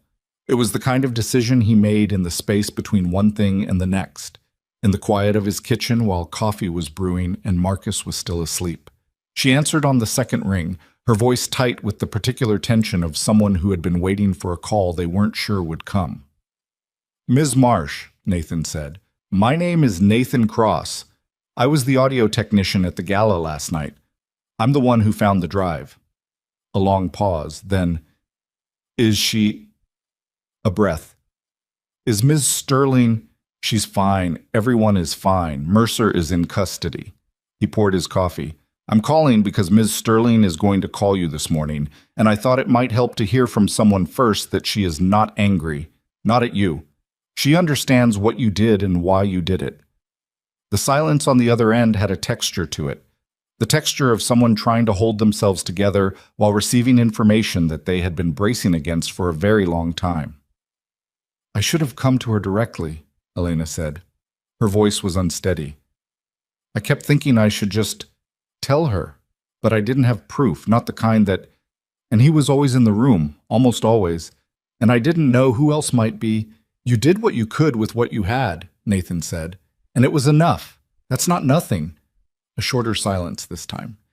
The drive was supposed to go to the building's security supervisor. There's a lost and found protocol for corporate materials. It gets logged with security, and they notify the relevant department. I thought if it got logged, there'd be a record. Even if Damien got to it before morning, there'd be a record that it had been found and turned in. She paused. I didn't think about the audio technician finding it instead. I was early, Nathan said. I usually do a pre-event sweep. The mixing board area was clear when the room was unlocked. If you hadn't found it, but I did, he said. Don't spend too much time on the version where I didn't. Another pause. Are you always this calm? He thought about it. Not always. This morning I am. She made a sound that was partway between a laugh and something else. Ms. Sterling is going to call me. Yes, pick up. Okay. A breath. Okay. He ended the call. His coffee was the right temperature now. He drank it standing at the kitchen window, looking at the street below. The morning in full operation now, the day crowd assembled. The city going about its business with the complete indifference to last night that cities always managed. Somewhere in this city, Damien Mercer was sitting in a room explaining himself to people who had been trained specifically to listen to explanations and identify their deficiencies. Somewhere, 3 board members were consulting lawyers about the nature of their prior conversations with an operations director who had been, apparently, playing a longer game than any of them had fully understood. Somewhere, the Colton Group was filing a preliminary report that would spend the next several months being the most important document in the life of a company that bore the name of the hotel where Nathan had found a drive under a mixing board and decided, against the grain of the careful, invisible life he'd built, that it was his problem, after all.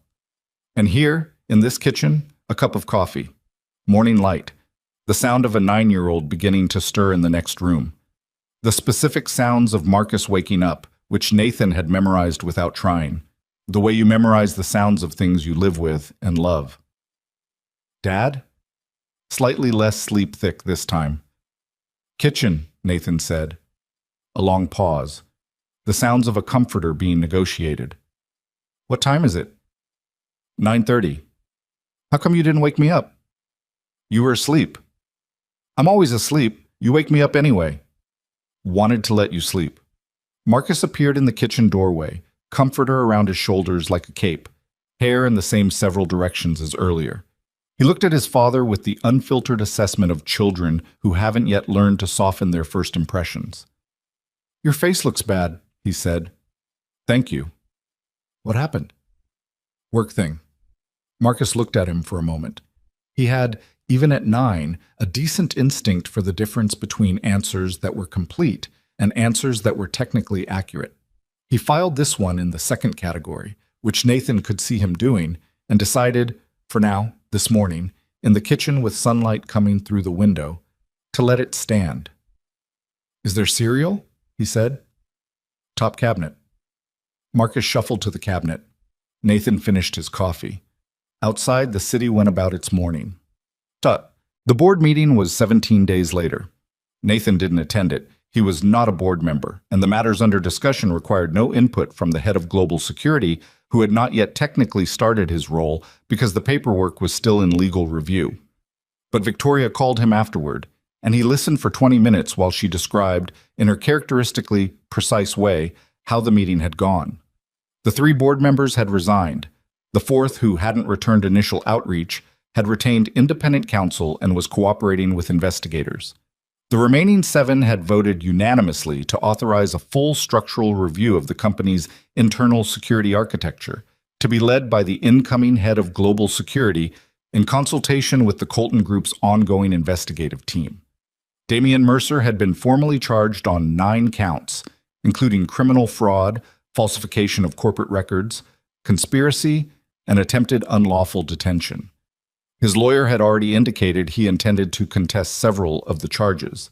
He would not succeed with most of them because the forensic record assembled from the drive in the hotel's system logs was detailed in the specific way that forensic records assembled by people like Chen and the Colton Group's technician tended to be detailed. "The Hartwell file," Victoria said. "Park submitted her report to the relevant oversight body last week." Nathan was quiet. "It doesn't undo 6 years," she said. "I know that." "No. But the record is corrected, officially. The file is amended, and the people named in Park's report are—" She paused.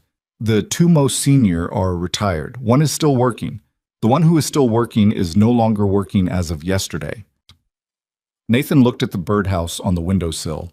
The improbable, lovingly constructed, structurally questionable birdhouse that Marcus had built from instructions he'd found online and been very proud of for approximately 3 days before finding the next thing to be interested in. "Thank you," he said, "for following up on it." Park followed up on it. "I told her it was important. There's a difference." "You told her it was important," Nathan said. "That's not nothing." A pause. He could hear her smiling slightly, the way you hear a smile even when you can't see one. "No, it's not." He started on a Tuesday. The Sterling Dynamics Security Division was housed on the 14th floor of the company's main building, a space that had been recently reorganized following the departure of its previous senior leadership, and which still had the slightly unsettled quality of rooms between one purpose and the next. Nathan walked through it on his first morning with a yellow legal pad, noting things, asking questions of the people who were still there, the mid-level staff, the analysts, the administrative personnel who had managed the transition and would manage the next one.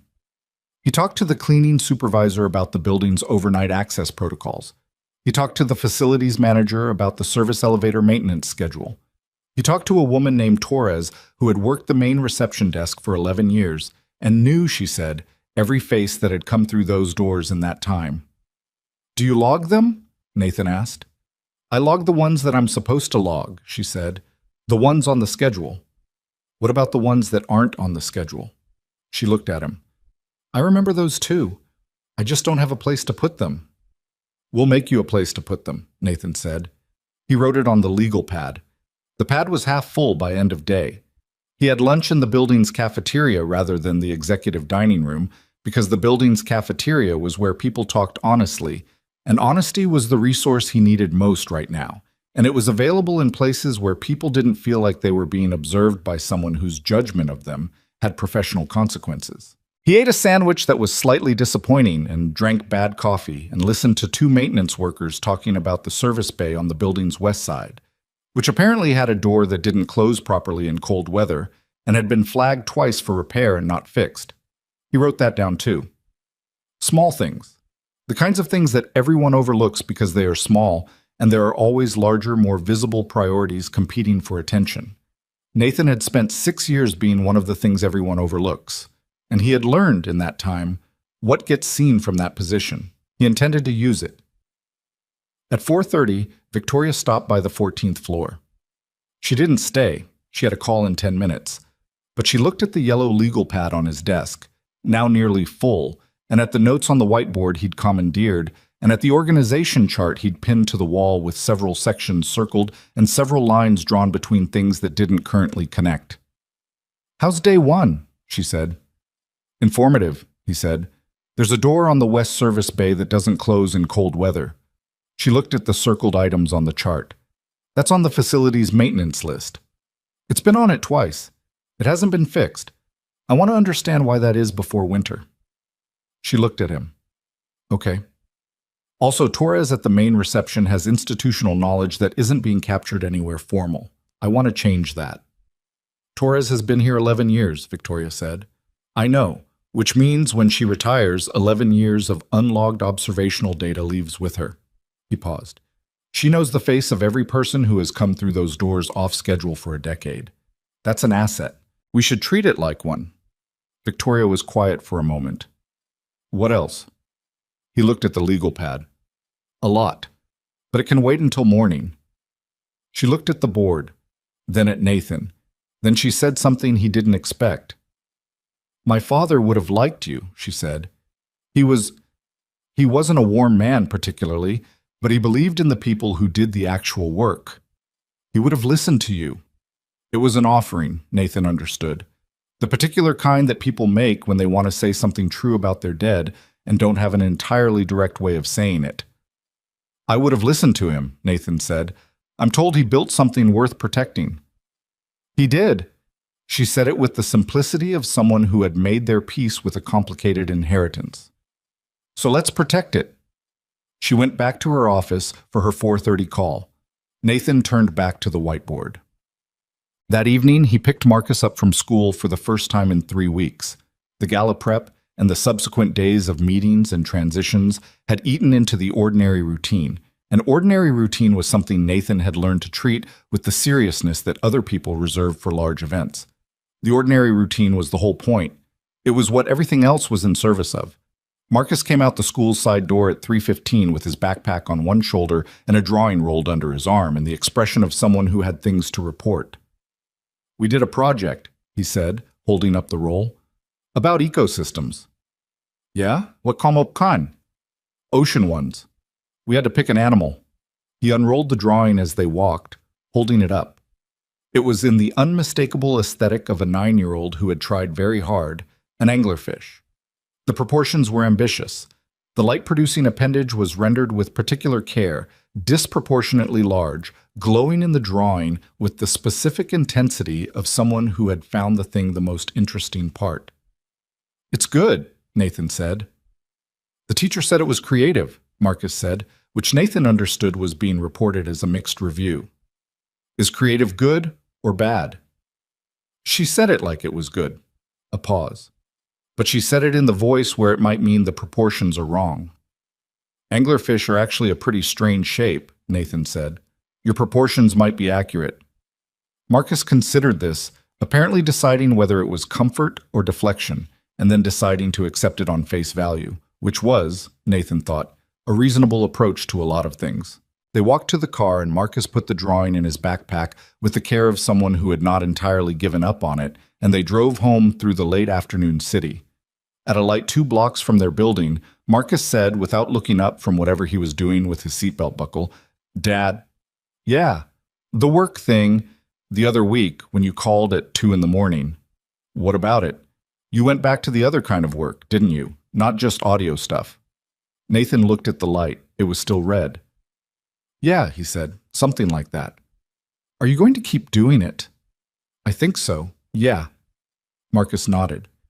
He was quiet for a moment, still looking at the seatbelt buckle. Is it dangerous? Some of the time. I'll be careful.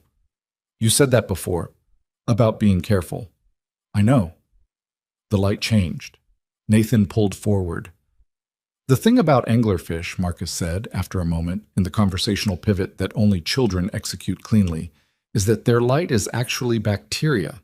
They don't make it themselves. The light comes from something living inside them. I didn't know that, Nathan said, which was true. It's kind of weird, but also kind of good. Like they carry the light because something else put it there. Marcus looked out the window. That's what my project was actually about. I just drew an anglerfish on top. Nathan looked at the road ahead.